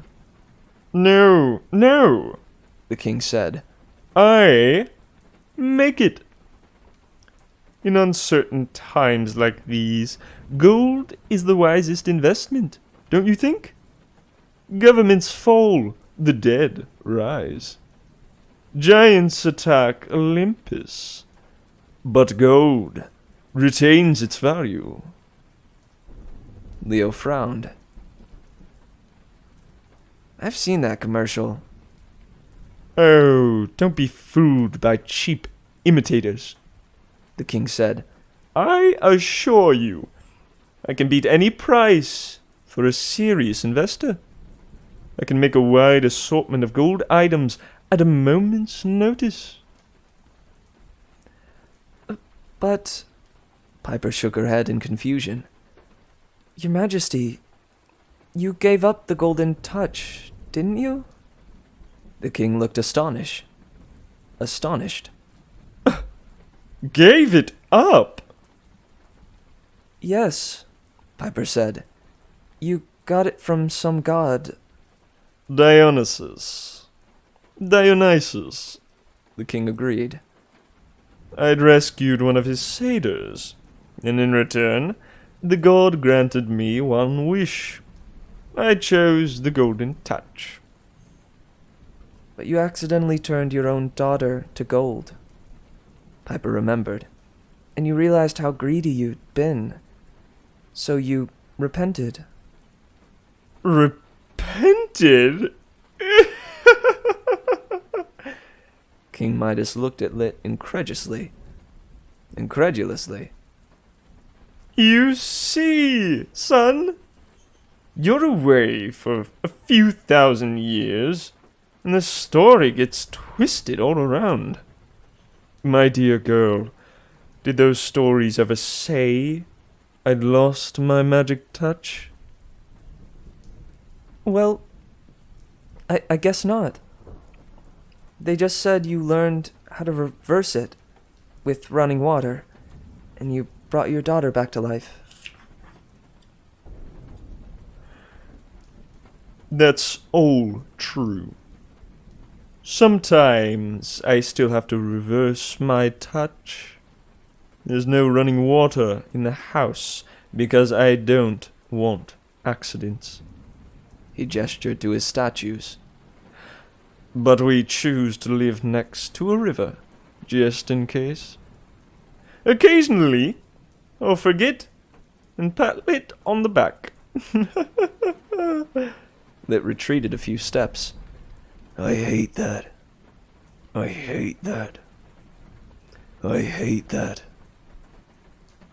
I told you I was sorry, son. At any rate, gold is wonderful. Why would I give it up? "Well," Piper looked truly lost now. "Isn't that the point of the story? That you learned your lesson?" Midas laughed. My dear, may I see your backpack for a moment? Toss it here. Piper hesitated, but she wasn't eager to offend the king. She dumped everything out of the pack and tossed it to Midas. As soon as he caught it, the pack turned to gold, like frost spreading across the fabric. It still looked flexible and soft, but definitely gold. The king tossed it back. As you see, I can still turn anything into gold. Midas said. That pack is magic now as well. Go ahead, put your little storm spirit enemies in there. Seriously? Leo was suddenly interested. He took the bag from Piper and held it up to the cage. As soon as he unzipped the backpack, the wind stirred and howled in protest. The cage bars shuddered. The door of the prison flew open, and the winds got vacuumed straight into the pack. Leo zipped it shut and grinned. Huh, gotta admit, that's cool, You see? Midas said. My golden touch. A curse. Please. I didn't learn any lesson. And life isn't a story, girl.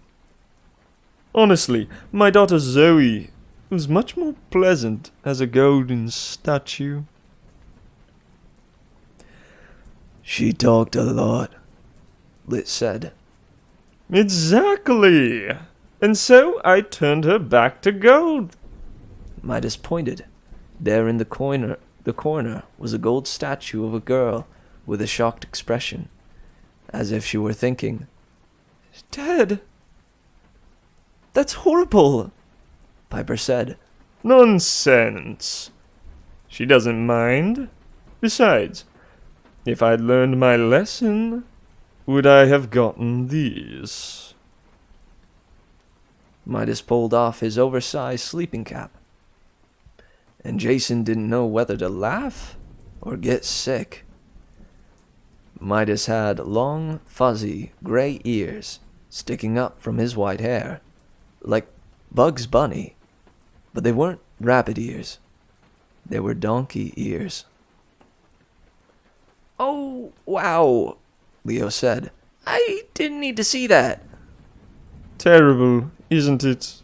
A few years after the Golden Touch incident, I judged a music contest between Apollo and Pan. I declared Pan the winner. Apollo, sore loser, said I must have the ears of an ass. And voila! This was my reward for being truthful. I tried to keep them a secret. Only my barber knew. But he couldn't help babbling. Midas pointed out another gold statue, a bald man in a toga, holding a pair of shears. That's him! You won't be telling anyone secrets again. The king smiled. Suddenly, he didn't strike Jason as a harmless old man in a bathrobe. His eyes had a merry glow to them, the look of a madman who knew he was mad, accepted his madness, and enjoyed it. Yes, gold has many uses. I think that must be why I was brought back. Lit? To bankroll our patron. Lit nodded. That and my good sword arm.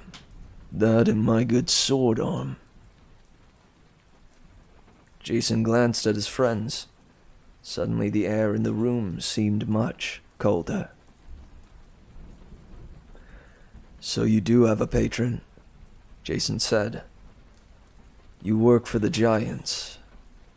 King Midas waved his hand dismissively.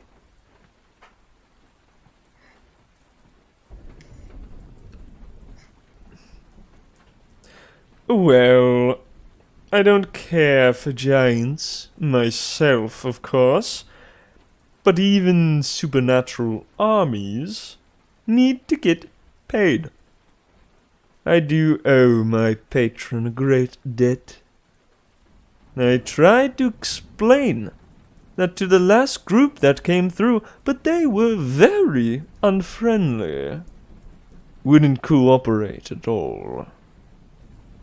Jason slipped his hand into his pocket and grabbed his gold coin. The last group? Hunters, Lit snarled. Blasted girls from Artemis. Jason felt a spark of electricity. A literal spark traveled down his spine. He got a whiff of electrical fire, like he'd just melted some of the springs in the sofa. His sister had been here. When? He demanded. What happened? Lit shrugged. Few days ago. I didn't mean to kill them. Unfortunately, they were looking for some evil wolves or something. Said they were following a trail, heading west. Missing demigod, I don't recall. Percy Jackson, Jason thought. Annabeth had mentioned the hunters were looking for him. And in Jason's dream of the burnt house, the burned out house in the redwoods, he'd heard enemy wolves baying. Era had called them her keepers. It had to be connected somehow. Midas scratched his donkey ears. Very unpleasant, young ladies, those hunters. He recalled.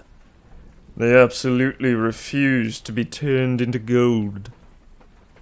Much of the security system outside I installed to keep that sort of thing from happening again, you know. I don't have time for those who aren't serious investors. Jason stood warily and glanced at his friends. They got the message. Well, Piper said, managing a smile, it's been a great visit. Welcome back to life. Thanks for the gold bag. Oh! But you can't leave, Midas said. I know you're not serious investors. But that's all right. I have to rebuild my collection, after all. Lit was smiling cruelly. The king rose, and Leo and Piper moved away from him. Don't worry, The king assured them. You don't have to be turned to gold. I give all my guests a choice. Join my collection, or die at the hands of Lityerses. Really, it's good either way. Piper tried to use her charm speak. Your Majesty, you can't. Quicker than any old man should have been able to move, Midas lashed out and grabbed her wrist. No! Jason yelled. But a frost of gold spread over Piper, and in a heartbeat, she was a glittering statue. Leo tried to summon fire, but he'd forgotten his powers weren't working. Midas touched his hand, and Leo transformed into solid metal. Jason was so horrified he couldn't move. His friends had just gone, and he hadn't been able to stop it. Midas smiled apologetically. Gold trumps fire. Gold trumps fire, I'm afraid. He waved around him at all the gold curtains and furniture. In this room, my power dampens all others. Fire, even charms speak. Which leaves me only one more trophy to collect. Hedge! Jason yelled. Need some help in here! For once, the satyr didn't charge in. Jason wondered if the lasers had gotten him, or if he was sitting at the bottom of a trap pit. Midas chuckled. No, go to the rescue. Sad. But don't worry, my boy. It really is not painful. Lit can tell you. Jason fixed on that idea. On an idea. I choose combat. You said I could choose to fight Lit instead. Midas looked mildly disappointed, but he shrugged. I said you could die fighting Lit. But of course, if you wish. The king backed away, and Lit raised his sword. I'm going to enjoy this, Lit said. I'm the Reaper of Men. Come on, Cornhusker. Come on, Cornhusker. Come on, Cornhusker. Jason summoned his own weapon. This time it came up as a javelin, and Jason was glad for the extra length. Oh, gold weapon, Midas said. Very nice. Lit charged. The guy was fast. He slashed and sliced, and Jason could barely dodge the strikes. But his mind went into a different mode, analyzing patterns, learning Lit's style, which was all offense, no defense. Jason countered, sidestepped, and blocked. Lit seemed surprised to find him still alive. What is that style? Lit growled. You don't fight like a Greek. You don't fight like a Greek. Legion training, Jason said, though he wasn't sure how he knew that. It's Roman. Roman. Lit struck again, and Jason deflected his blade. What is Roman? What is Roman? Newsflash, Jason said. While you were dead, Rome defeated Greece, created the greatest empire of all time. Impossible. Impossible, Lit said. Never even heard of them. Jason spun on one heel, smacked Lit in the chest with the butt of his javelin, and set him toppling into Midas's throne. Oh dear, Midas said. Lit? I'm fine, Lit growled. You better help him up, Jason said. Lit cried, Dad, no! Too late. Midas put his hand on his son's shoulder, and suddenly, a very angry-looking gold statue was sitting on Midas's throne. Curses! Midas wailed. That was a naughty trick, demigod. I'll get you for that. He patted Lit's golden shoulder. Don't worry, son. I'll get you down to the river right after I collect my prize. Midas raced forward. Jason dodged, but the old man was fast too. Jason kicked the coffee table into the old man's legs and knocked him over. But Midas wouldn't stay down for long. Then Jason glanced at Piper's golden statue. Anger washed over him. He was the son of Zeus. He could not fail his friends. He felt a tugging sensation in his gut, and the air pressure dropped so rapidly that his ears popped. Midas must have felt it too, because he stumbled to his feet and grabbed his donkey ears. Oh! What are you doing? He demanded. My power is supreme here! Thunder rumbled. Outside, the sky turned black. You know another good use for gold? You know another good use for gold? Midas raised his eyebrow, suddenly excited. Yes? It's an excellent conductor of electricity. Jason raised his javelin, and the ceiling exploded. A lightning bolt ripped through the roof like it was an eggshell connected with the tip of Jason's spear, and sent out arcs of energy that blasted the sofas to shreds.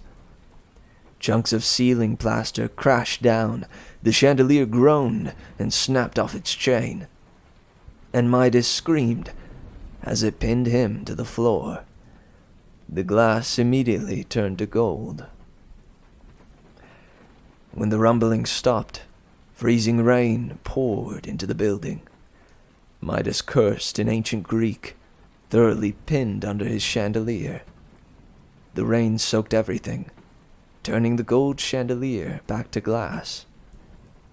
Piper and Leo were slowly changing too, along with the other statues in the room. Then the front door burst open, and Coach Ed charged in, club ready. His mouth was covered with dirt, snow, and grass. What'd I miss? He asked. Where were you? Jason demanded. His head was spinning from summoning the lightning bolt, and it was all he could do to keep from passing out. I was screaming for help! Hedge belched. Getting a snack. Sorry. Who needs killing? No one now! Jason said. Just grab Leo. I'll get Piper. Don't leave me like this! Midas wailed. All around him, the statues of his victims were turning to flesh. His daughter, his barber, and a whole lot of angry-looking guys with swords. Jason grabbed Piper's golden bag and his own supplies. Then he threw a rug over the golden statue of Lit on the throne. Hopefully that would keep the Reaper of Men from turning back to flesh. At least until after Midas's victims did. Let's get out of here, Jason told Hedge. I think these guys will want some quality time with Midas.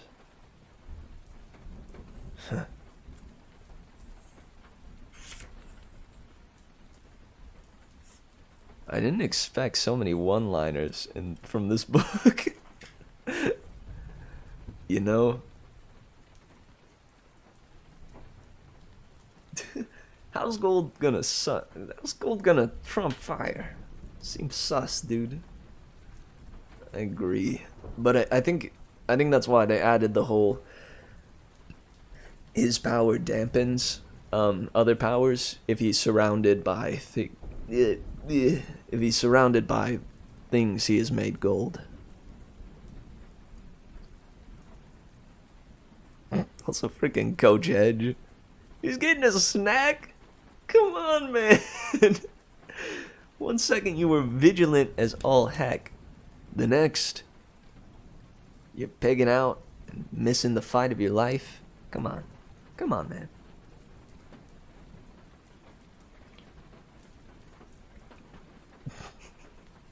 Dude, Midas was great, too. Honestly, I didn't expect it to be Midas. So I wasn't sure that the voice I gave him initially, before I found out it was Midas, was gonna be okay. And I considered switching it partway through, but I don't know. I started to love the the absurdity of the voice. It added a little something to it.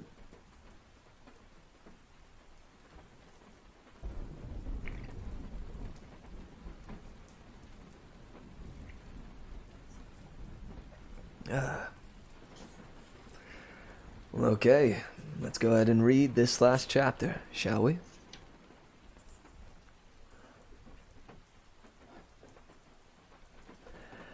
Chapter 23. Piper. Piper woke up cold and shivering. She had the worst dream about an old guy with donkey ears chasing her around and shouting, You're it! "Oh God." Her teeth chattered. "He turned me to gold?" "You're okay now."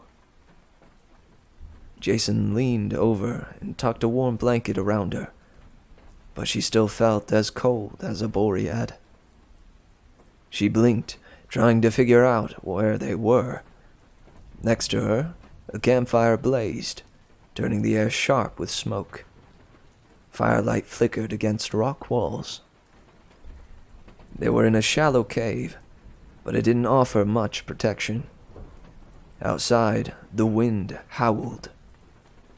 Snow blew sideways. It might have been day or night. The storm made it too dark to tell.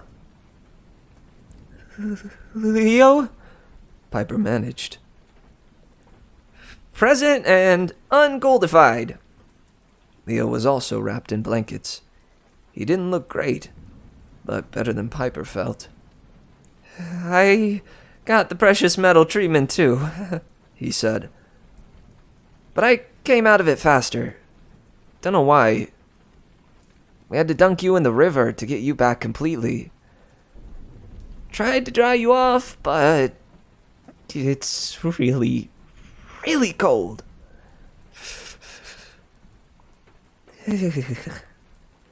"You've got hypothermia," Jason said. "We risked as much nectar as we could. Coach Edge did a little nature magic." Sports medicine. The coach's ugly face loomed over her. Kind of a hobby of mine. Your breath might smell like wild mushrooms and Gatorade for a few days, but it'll pass. You won't die. Probably. Probably. "Thanks," Piper said weakly.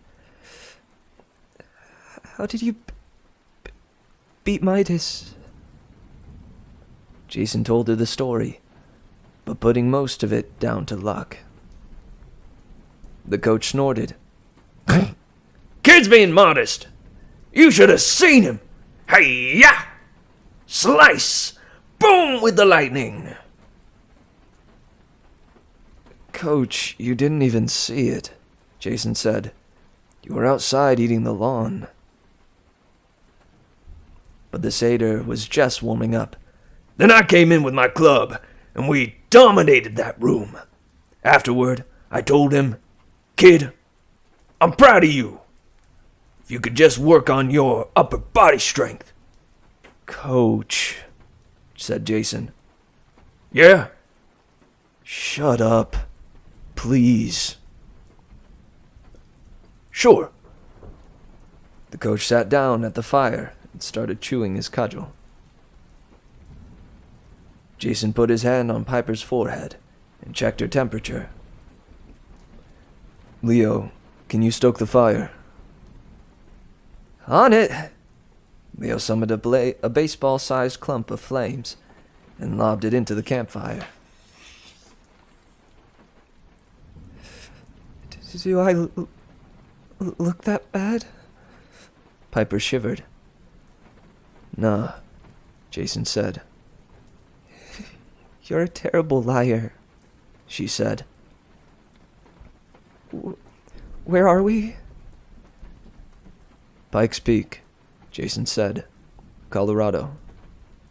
But that's, what, 500 miles from Omaha?" "Something like that," Jason agreed. "I harnessed the storm spirits to bring us this far. They didn't like it. Went a little faster than I wanted. Almost crashed us into a mountainside before I could get them back in the bag. I'm not going to be trying that again." "Why are we here?" Leo sniffed. "That's what I asked him." Jason gazed into the storm, as if watching for something. That glittery wind trail we saw yesterday, it was still in the sky, though it had faded a lot. I followed it until I couldn't see it anymore. Then, honestly, I'm not sure. I just felt like this was the right place to stop. Course it is. Coach had spit some cudgel splinters out of his mouth. Aeolus's floating palace should be anchored above us, right at the peak. This is one of his favorite spots to dock.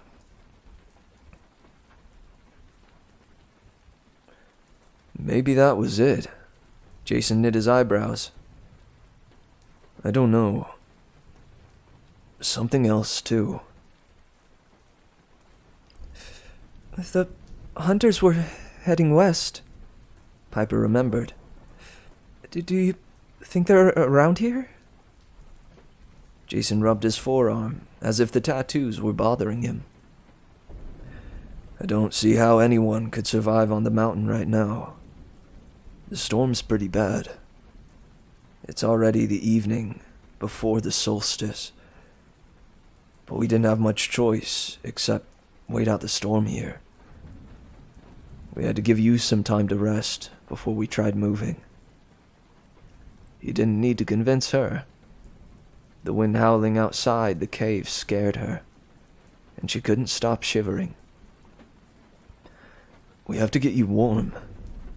Jason sat next to her and held out his arms a little awkwardly. You mind if I suppose. I suppose. She tried to sound nonchalant. He put his arms around her and held her. They scooted closer to the fire. Coach had chewed on his club and spit splinters into the fire.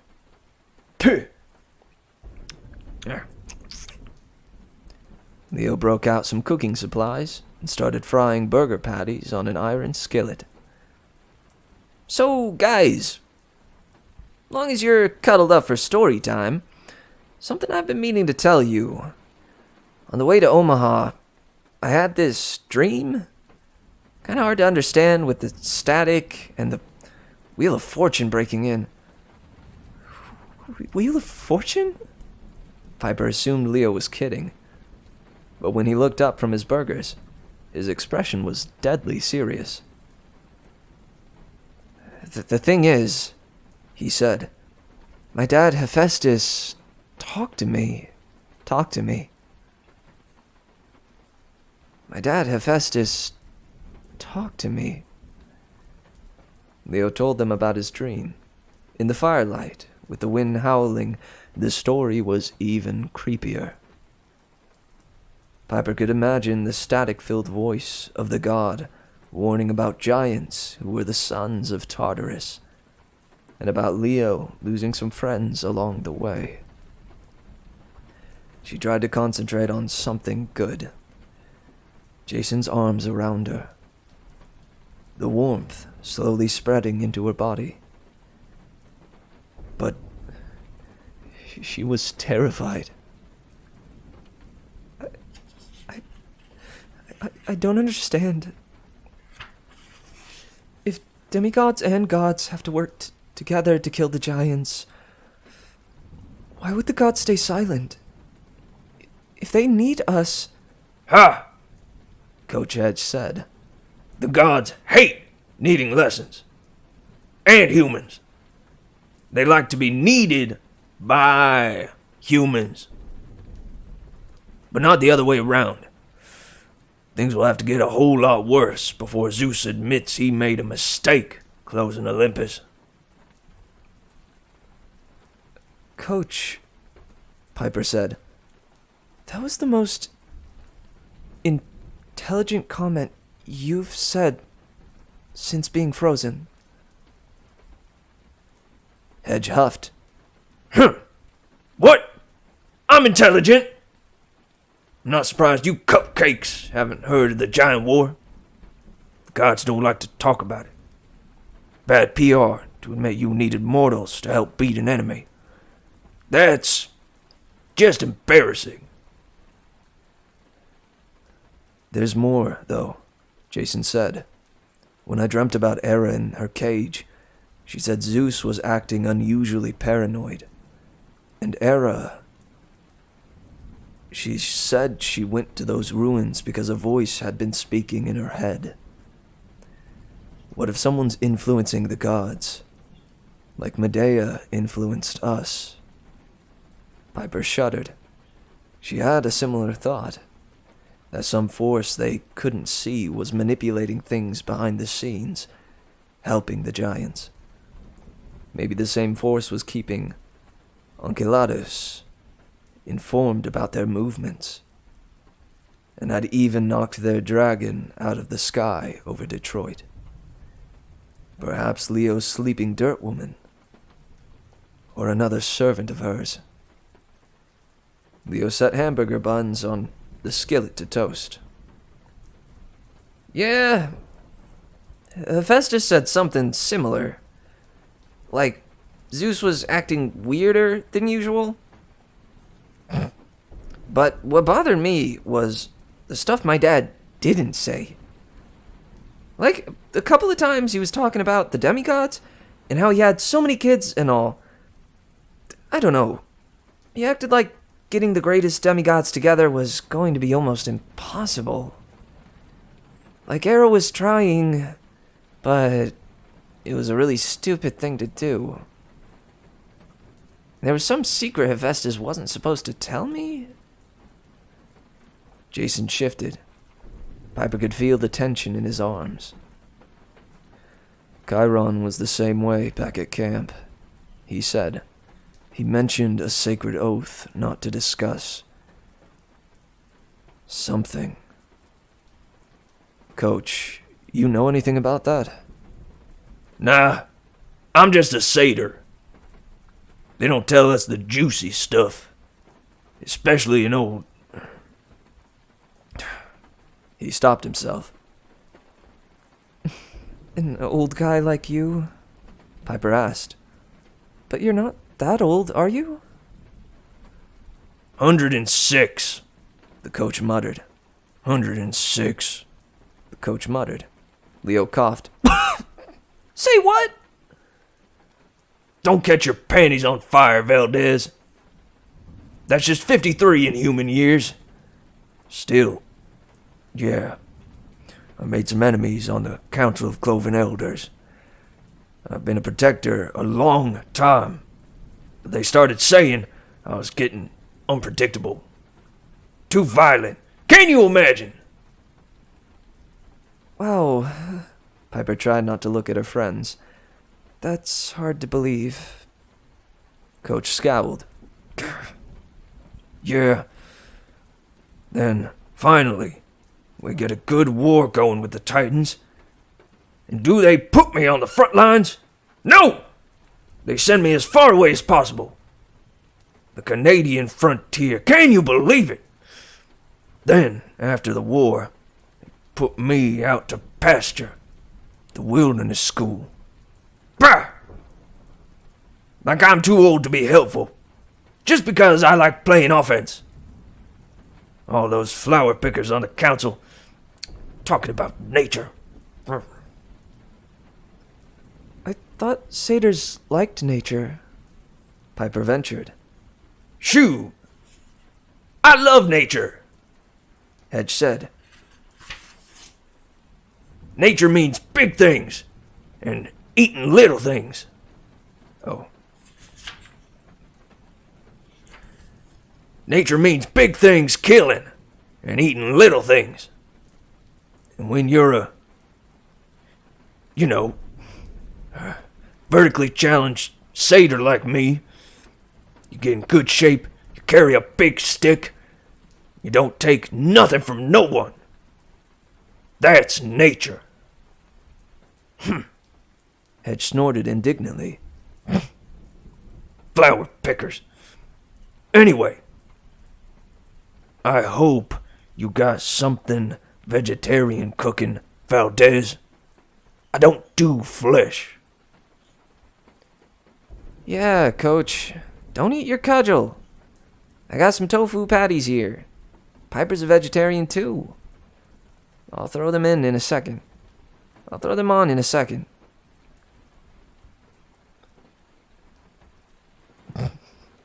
Indeed. Flower pickers.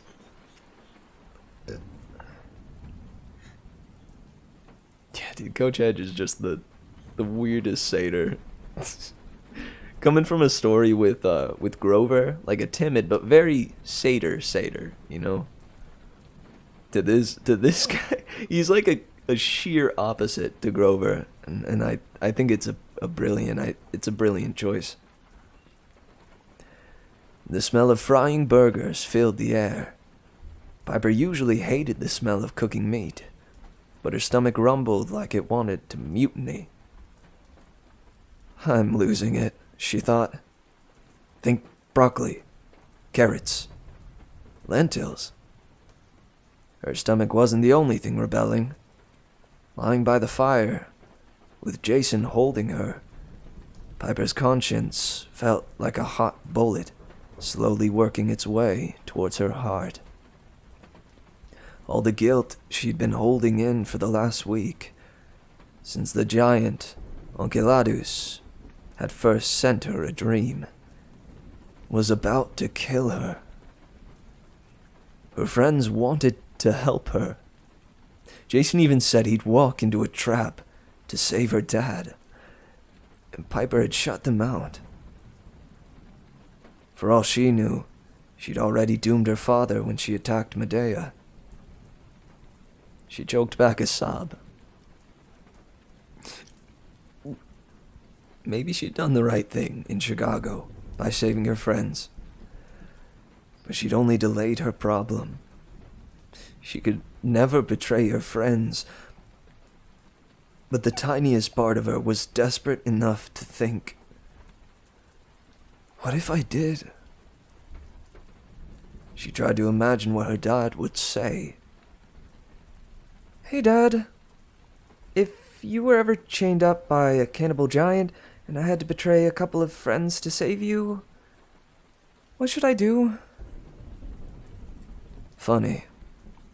That had never come up when they did any 3 questions. Her dad would never take the question seriously, of course. He'd probably tell her one of Grandpa Tom's old stories, something with glowing hedgehogs and talking birds, and then laugh about it as if the advice was silly. Piper wished she remembered her grandpa better. Sometimes she dreamt about that little 2-room house in Oklahoma. She wondered what it would have been like to grow up there. Her dad would think that was nuts. He had spent his whole life running away from that place, distancing himself from the res, playing any role except Native American. He'd always told Piper how lucky she was to grow up rich and well cared for in a nice house in California. She'd learned to be vaguely uncomfortable about her ancestry, like Dad's old pictures from the 80s, when he had feathered hair and crazy clothes. Can you believe I ever looked like that? He'd say. Being Cherokee was the same way for him. Something funny and mildly embarrassing.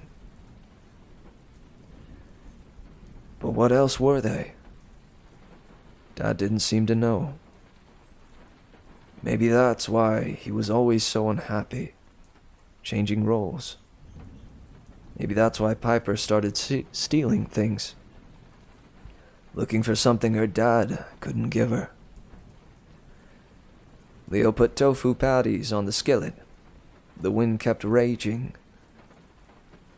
Piper thought of an old story her dad had told her. One that maybe did answer some of her questions. One day, in 2nd grade, she'd come home in tears and demanded why her father had named her Piper. The kids were making fun of her, Because Piper Cherokee was a kind of airplane. Her dad laughed, as if that had never occurred to him. No, Pipes. Fine airplane. That's not how I named you. Grandpa Tom picked out your name. First time he heard you cry, he said you had a powerful voice. Better than any reed flute. Better than any reed flute, Piper. He said you'd learn to sing the hardest Cherokee songs, even the snake song. The snake song? Dad told her the legend. How one day, a Cherokee woman had seen a snake playing too near her children and killed it with a rock, not realizing it was the king of rattlesnakes. The snakes prepared for war on the humans. But the woman's husband tried to make peace. He promised he'd do anything to repay the rattlesnakes. The snakes held him to his word. They told him to send his wife to the well so the snakes could bite her and take her life in exchange. The man was heartbroken, but he did what they asked. Afterward, the snakes were impressed that the man had given up so much and kept his promise. They taught him the snake song for all the Cherokee to use. From that point on, if any Cherokee met a snake and sang that song, the snake would recognize the Cherokee as a friend and would not bite. That's awful, Piper had said. He let his wife die? Her dad spread his hands. It was a hard sacrifice. But one life brought generations of peace between snakes and Cherokee. Grandpa Tom believed that Cherokee music could solve any problem. He thought you'd know lots of songs and be the greatest musician of the family. That's why we named you Piper. A hard sacrifice. Had her grandfather foreseen something about her, even when she was a baby? Had he sensed she was a child of Aphrodite? Her dad would probably tell her that was crazy. Grandpa Tom was no oracle. But still, she'd made a promise to help on this quest. Her friends were counting on her. They'd saved her when Midas had turned her to gold. They'd brought her back to life. She couldn't repay them with lies. Gradually, she started to feel warmer. She stopped shivering and settled against Jason's chest. Leo handed out the food. Piper didn't want to move, talk, or do anything to disrupt the moment. But she had to. We need to talk. She sat up so she could face Jason. I don't want to hide anything from you guys anymore. They looked at her with their mouths full of burger. Too late to change her mind now. 3 nights before the Grand Canyon trip, she said, I had a dream vision. A giant telling me my father had been taken hostage. He told me I had to cooperate, or my dad would be killed.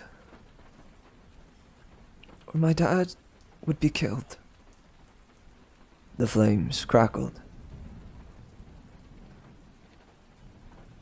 Finally, Jason said, Enceladus. You mentioned that name before. Coach Hedge whistled. Big giant. Breathes fire. Now somebody I want to be barbecuing my daddy goat. Jason gave him a shut up look. Piper, go on. What happened next? I tried to reach my dad, but all I got was his personal assistant, and she told me not to worry. Jane! Leo remembered. Didn't Medea say something about controlling her? Controlling her? Piper nodded. To get my dad back, I had to sabotage this quest. I didn't realize it would be the three of us.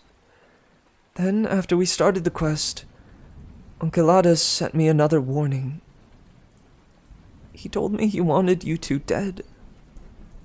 He wants me to lead you to a mountain. To a mountain. I don't know exactly which one, but it's in the Bay Area. I could see the Golden Gate Bridge from the summit. I have to be there by noon on the solstice tomorrow. In exchange. She couldn't meet her friend's eyes. She waited for them to yell at her, or turn their backs, or kick her out into the snowstorm. Instead, Jason scooted next to her and put his arms around her again. God, Piper, I'm so sorry. Leo nodded. No kidding. You've been carrying this around for a week? Piper, we could help you. She glared at them. Why don't you yell at me or something? I was ordered to kill you.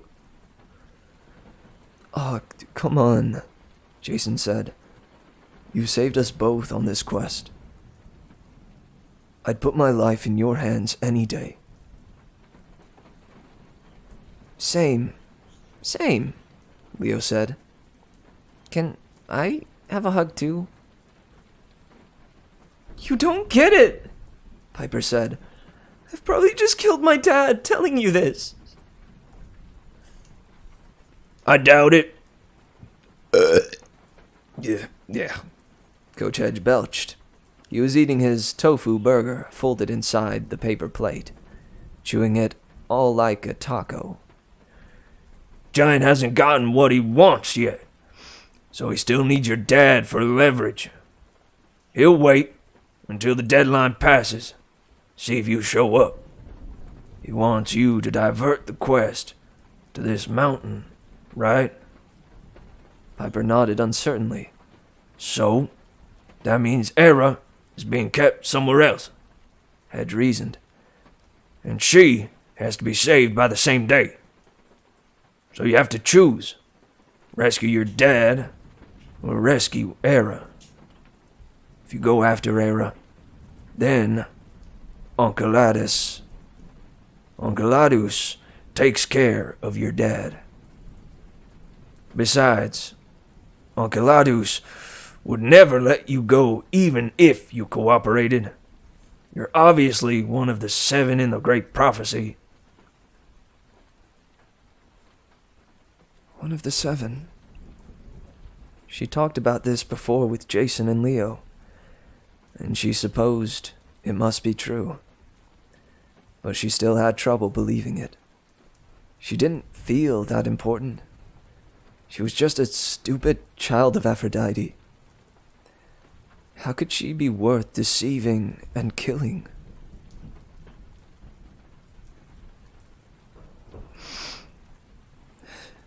So we have no choice, she said miserably. We have to save Era, or the Giant King gets unleashed. That's our quest. The world depends on it. And Enceladus seems to have ways of watching me. He isn't stupid. He'll know if we change course and go the wrong way. He'll kill my dad.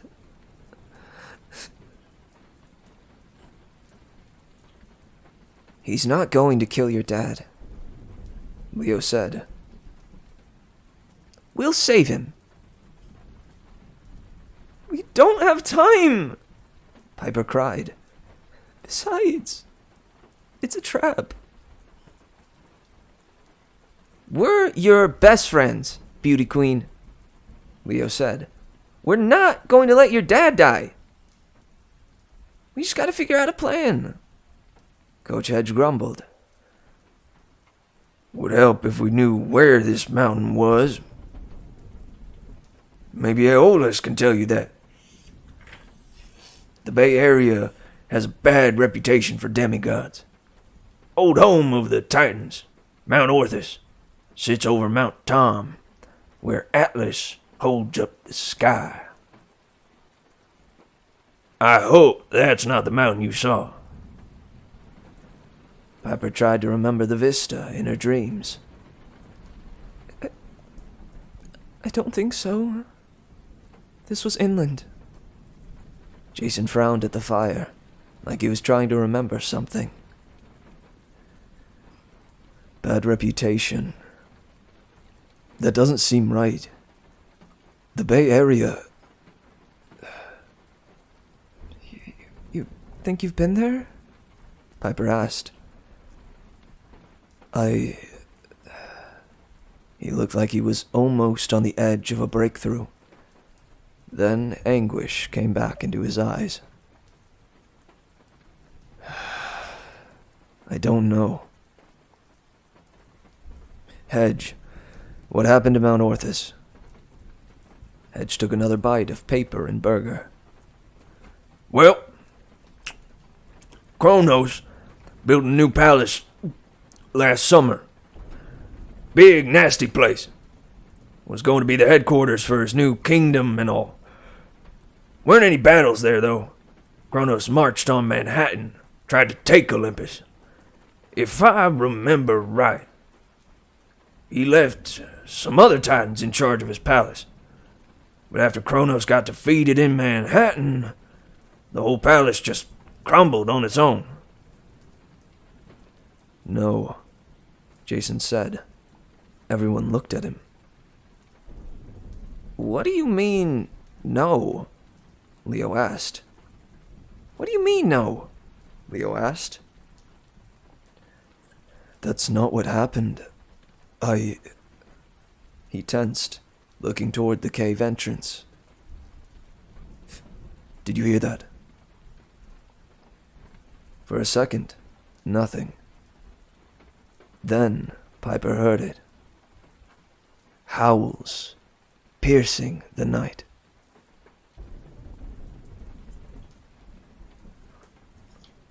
Yo.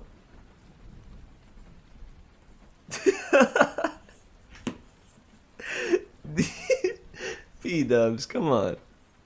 Don't point that out. It ruins some of the magic.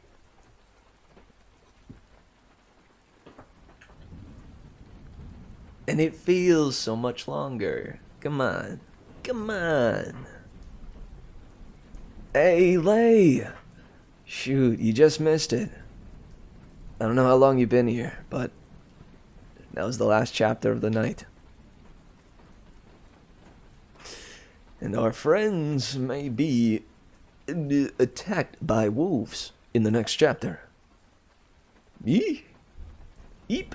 I have an idea, though, that might not be evil wolves. All I'm going to throw out there is that those might not be evil wolves, right? Right?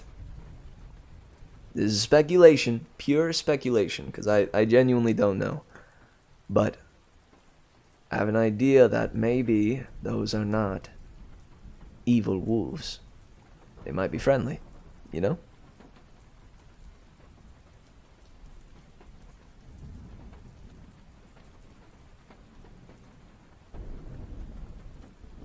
No, not Romulus and Remus. You goober. Think about other friendly wolves. Or rather, what friendlies travel with wolves? Hmm?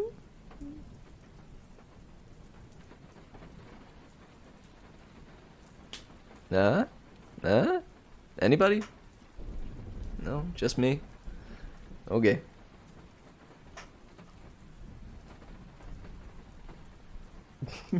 It's okay. We'll find out tomorrow. Fear not. We will know soon enough. Dude, also, I'm so proud of Piper. She finally came out with it. Yes! Yes, dude. Honesty. Let's go.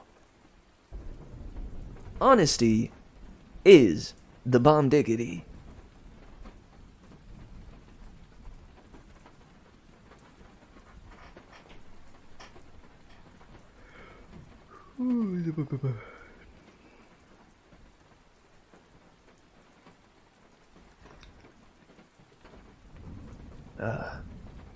Well, dang.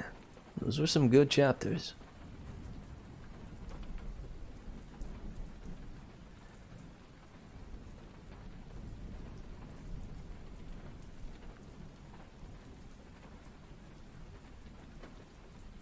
Yeah, they ran into King Midas. That was kind of the main portion of it. But they also freed Gleason Hedge and wound up directly under the fortress of Aeolus. Currently trapped in a shallow cave in the midst of a snowstorm, taking refuge until it passes. But suddenly they have heard wolves on the horizon.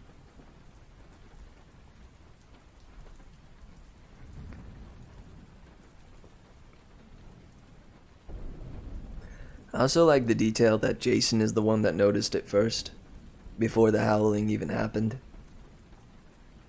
Because, you know, he was raised by wolves. Yeah? I don't know. Neat detail. I can appreciate that.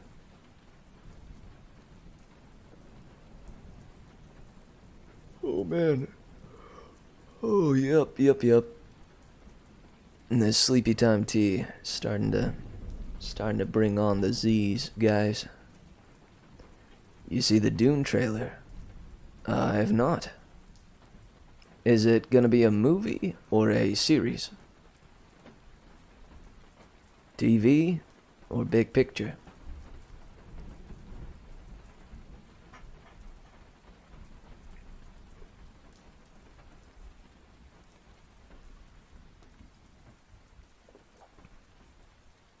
A movie.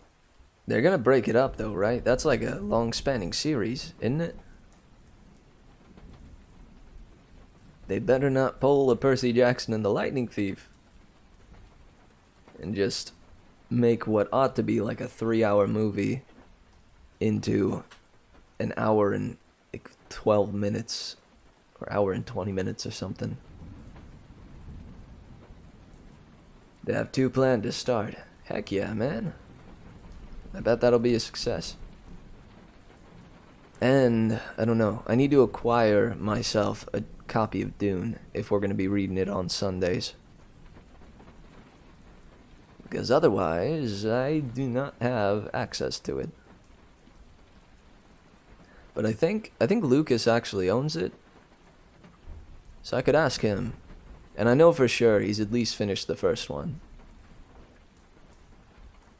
Or another buddy of mine. Let's see. I'll call him Herbie. Herbie, I think might own it. I'm not sure. He's a pretty big reader, but I don't know if he has it here, since he is a college goer. And I know when I was in college, I did not bring all my books to college.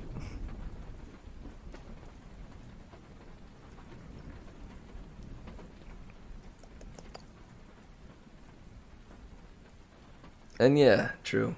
If all else fails, I can jump to the library. You know it is, P-dubs. You know it is. Shoot. You caught the reference. Dude, I'm surprised. I feel like not many people remember Herbie. Herbie the VW Beetle. The racing VW Beetle, right? And sentient. Sentient racing VW Beetle. I don't know, man. That's thinking back on it, that's a wild concept. Wait a sec. No, that's just the concept. I don't know. That's a concept in cars. Herbie did it first, guys. Herbie did it first.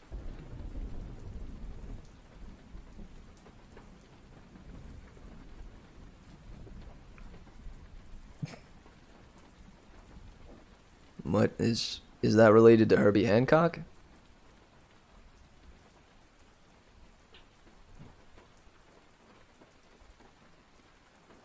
Or maybe Herbie the VW Beetle was inspired by, yeah, was inspired by that. Yeah, man. I'm curious about that movie that I keep seeing previews for, like in ads on YouTube. That movie Woke, I believe it's called. It looks intriguing.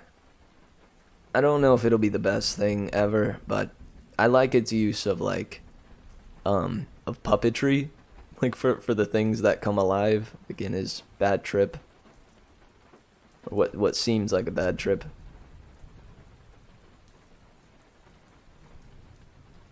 But you know, you got like a trash can. It's got like googly eyes. It's bobbing like to and fro. Be wild. I've only known one person who told me that they did in fact trip hard enough to where they genuinely hallucinated things in a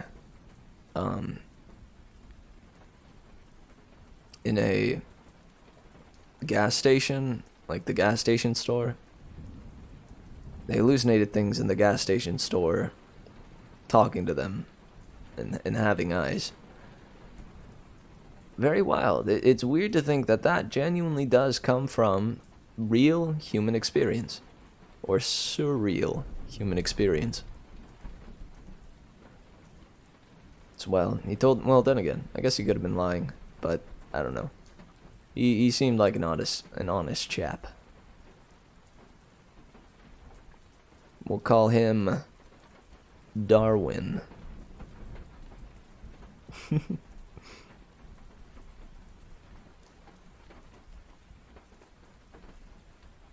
See, we have Darwin, Herbie, Tentington, and Jafando. Heck yeah. Heck yeah. I'm hoping I can keep up with these names. This is good practice, because next week I return to coaching the kiddos, and I'll need to be fresh with keeping their names in line. Yeah. PW, or P-dubs, not PW, what the heck? P-dubs said it right. It is a kids movie series about a sentient VW Beetle and its owners. I think it races or something. And their wacky adventures.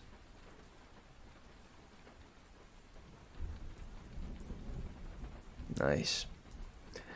Well, okay, guys, it's hit midnight, and I'm pretty glad we wound up not going all the way up to 1 a.m., which is some solid stuff. I'm gonna do my best to not to hit the hay here soon, so that tomorrow I can start the stream even like a little earlier than today. I'm gonna slowly back it up, to get back on the schedule that I like.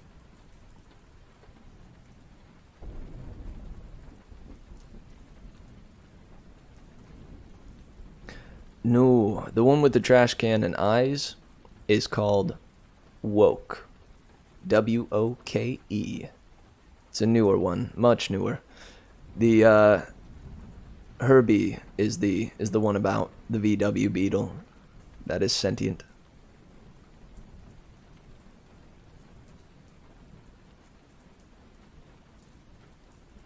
They do a Herbie movie every 10 to 15 years? Holy heck. What's up, Mal? How you doing? Good morning. It technically did just hit morning over where I'm at. It's 12:10. Been going since the late 60s. Shoot, I didn't even know there was more than one.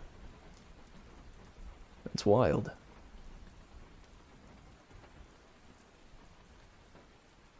Who knew, dude? Who knew? The things us humans create. I think I just remember Herbie Fully Loaded. Was that the first one? There's a Herbie Goes Bananas? Let's go. That sounds even better.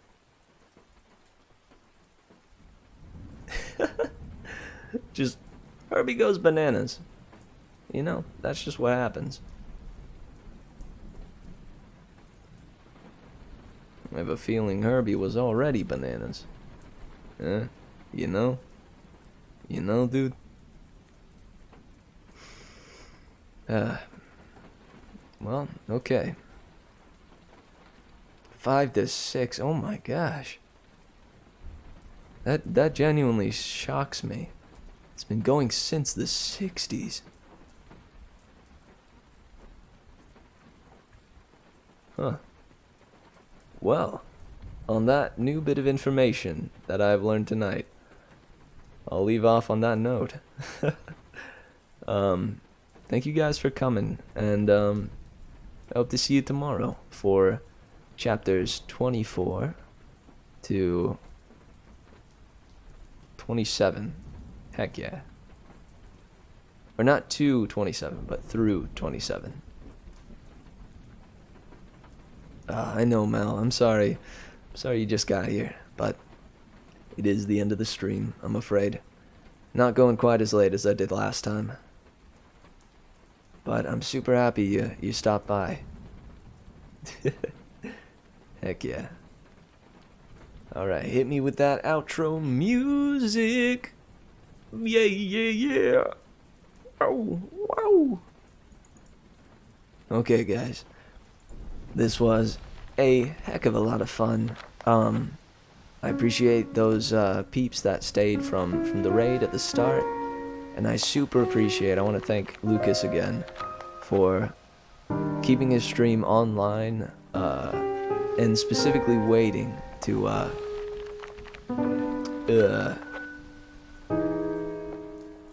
for me to go live to raid me. Hang on. How many chapters does the book have? I think like 40 something.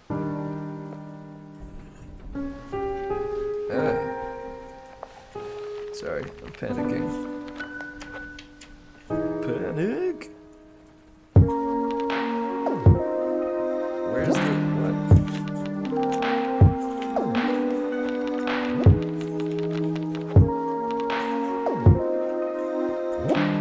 Heck, it doesn't have like a chapter thing. Oh, there's like 55, 56, 56 chapters, and we will move on to the 24th tomorrow. Much love, guys, and I hope to see you then. Thank you so much for coming, and remember to take the merriment that we nourished, that we found tonight. Nourished? That we nourished tonight. Sure. Let it set you at ease as you lay your head on your pillow tonight. And let it flourish into tomorrow. Again, much love, and I hope to see you next time. Till then, keep on swaying, wildflowers.